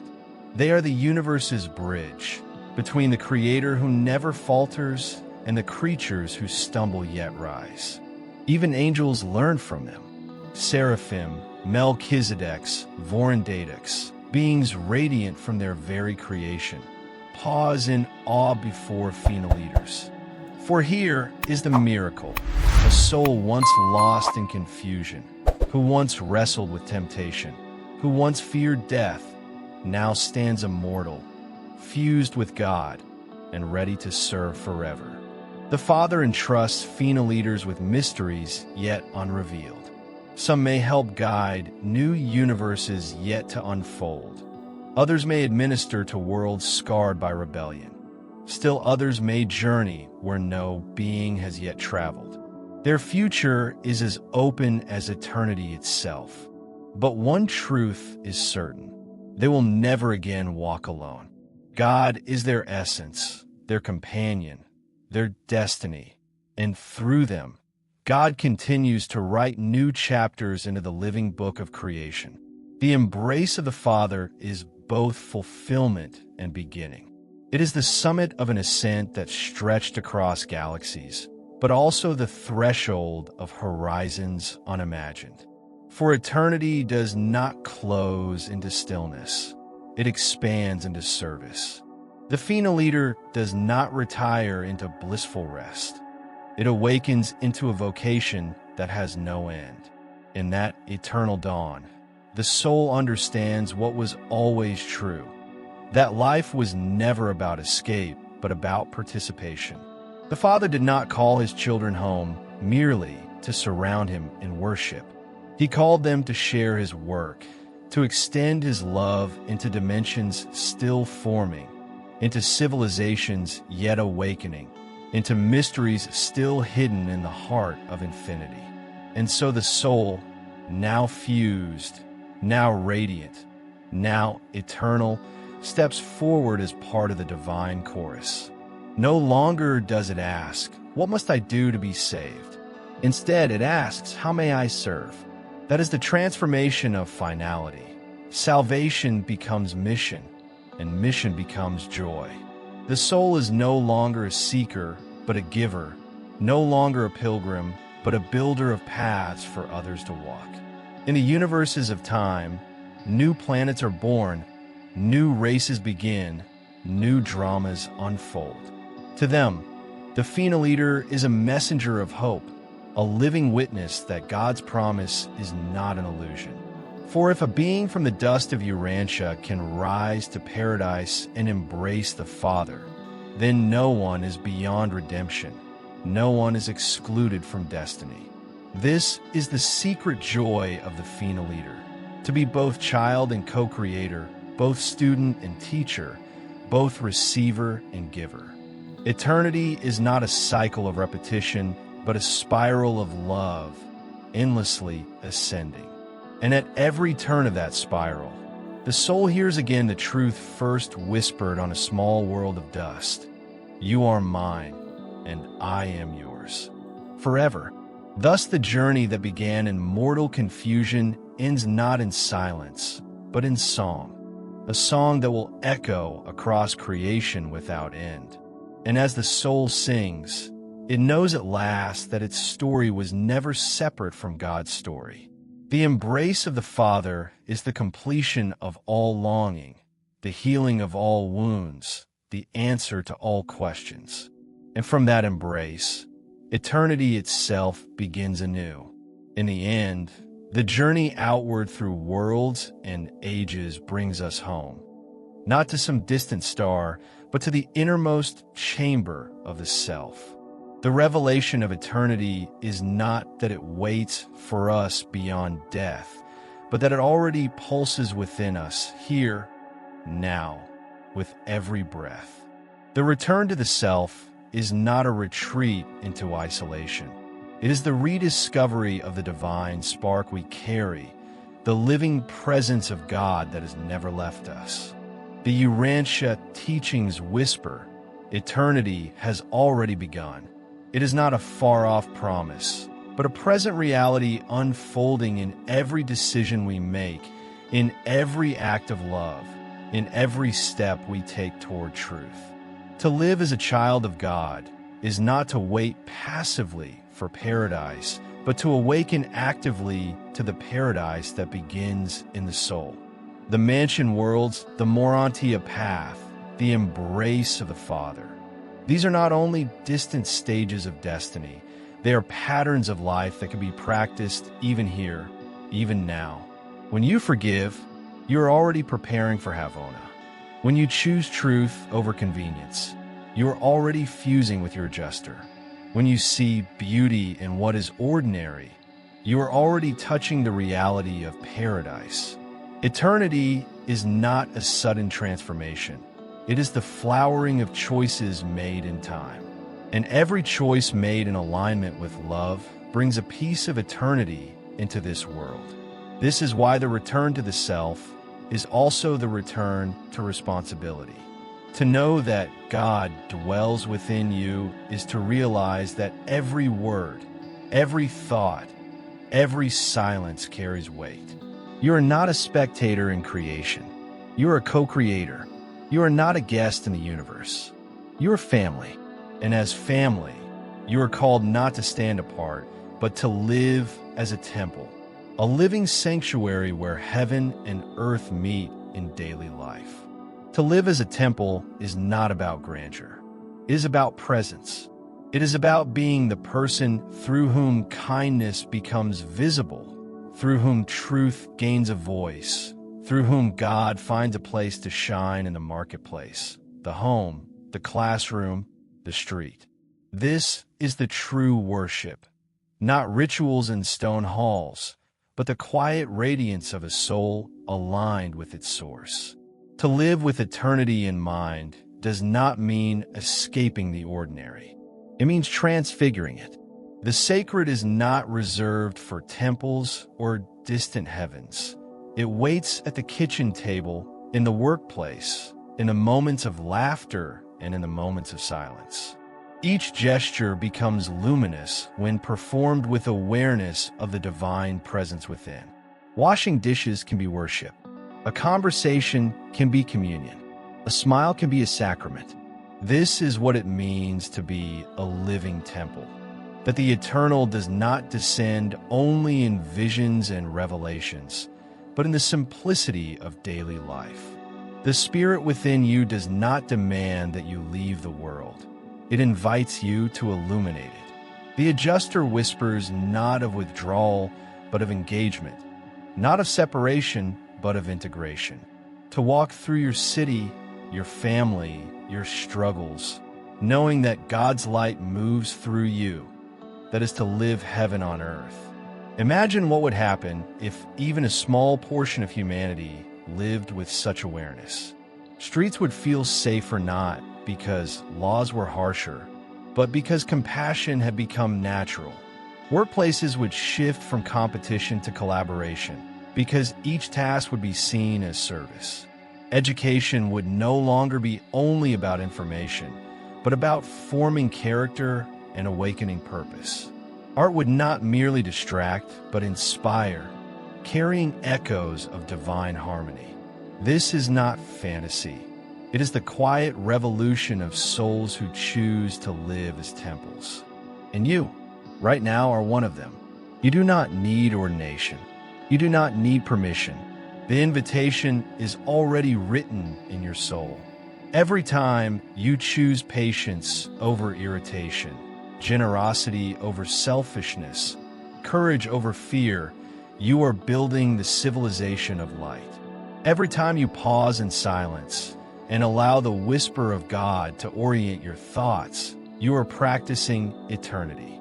Every time you forgive yourself for stumbling and begin again, you are walking the path that leads to paradise. This is the return to the self, to recognize that your worth is not in achievements or failures, not in recognition or obscurity, but in the eternal fact that you are a child of God. And children of God are never ordinary. They are carriers of destiny. They are the seeds of eternity planted in time. The universe does not wait for temples of stone to be raised. It waits for souls to awaken. The next age of light will not begin with proclamations from thrones, but with quiet decisions made in kitchens, schools, and marketplaces. When even a handful of people live as if God were truly within them, the world begins to tilt toward light. Civilization is not transformed by decrees. It is transformed by presence. And so the invitation is not distant, it is immediate. Do not wait for a sign in the heavens. The sign has already been written in your heart. The whisper you hear in moments of silence, the longing that rises when you see injustice, the tears that fall when you encounter beauty.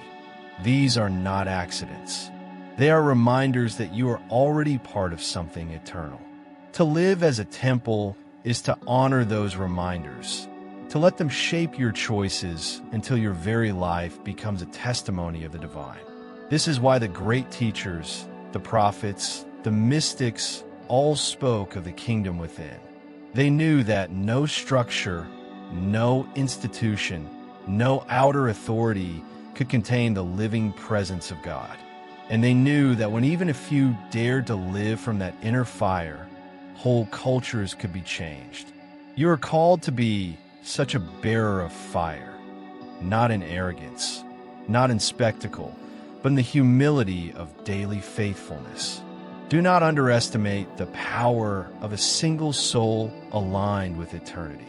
History has been changed not only by armies or empires, but by quiet acts of conscience, by individuals who refuse to betray the truth within. The same is true for you. You do not need to be extraordinary in the eyes of the world. You only need to be faithful in the silence of your heart. For in that fidelity, the universe itself finds a foothold. The return to the self is ultimately the return to mission. It is the awakening to the fact that you were never meant to merely survive. You were meant to co-create. You were meant to mirror God's love in the texture of your life. You were meant to be the proof that eternity has already begun. So let the return begin, not tomorrow, not in some distant afterlife, but here in the next breath you take. Let the ordinary moments of your day become the sanctuary where eternity reveals itself. When you speak truth, when you forgive, when you create beauty, when you extend compassion, you're not preparing for heaven, you are already living it. The walls of the temple are no longer made of stone. They are made of your choices. The universe bends gently toward those who say yes. Not because they are perfect, but because they are willing to stumble and rise again, willing to listen to the still voice inside, willing to see God not as unreachable, but as nearer than their own breath. This is what it means to be a child of the infinite. Not that you carry flawless certainty, but that you carry unshakable belonging. You are not a wanderer lost in chaos. You are a participant in the great design. Every act of courage you take strengthens the fabric of creation. Every kindness you show widens the channels of divine love flowing into the world. Every prayer, whispered or wordless, joins the eternal chorus that lifts all beings closer to light. You may not see the ripples now, but the universe does. The angels rejoice, the adjuster smiles, and the Father counts your choices as building blocks of eternity. And so, beloved listener, the invitation is before you. Become the temple. Let your life be the sermon that needs no words. Let your presence be the prayer that cannot be silenced. Walk through this world not as one waiting for paradise, but as one already practicing it. The eternal classroom has begun, and you are both student and revelation. If you feel the stirring within, answer it. Live as if the soul is forever, because it is. Act as if love is the greatest force, because it is. Dare to believe that your life, fragile as it seems, is already woven into infinity. Because when you do, you will find that you are never alone, never forsaken, never without meaning. You will find that you are home, here, now, and forever.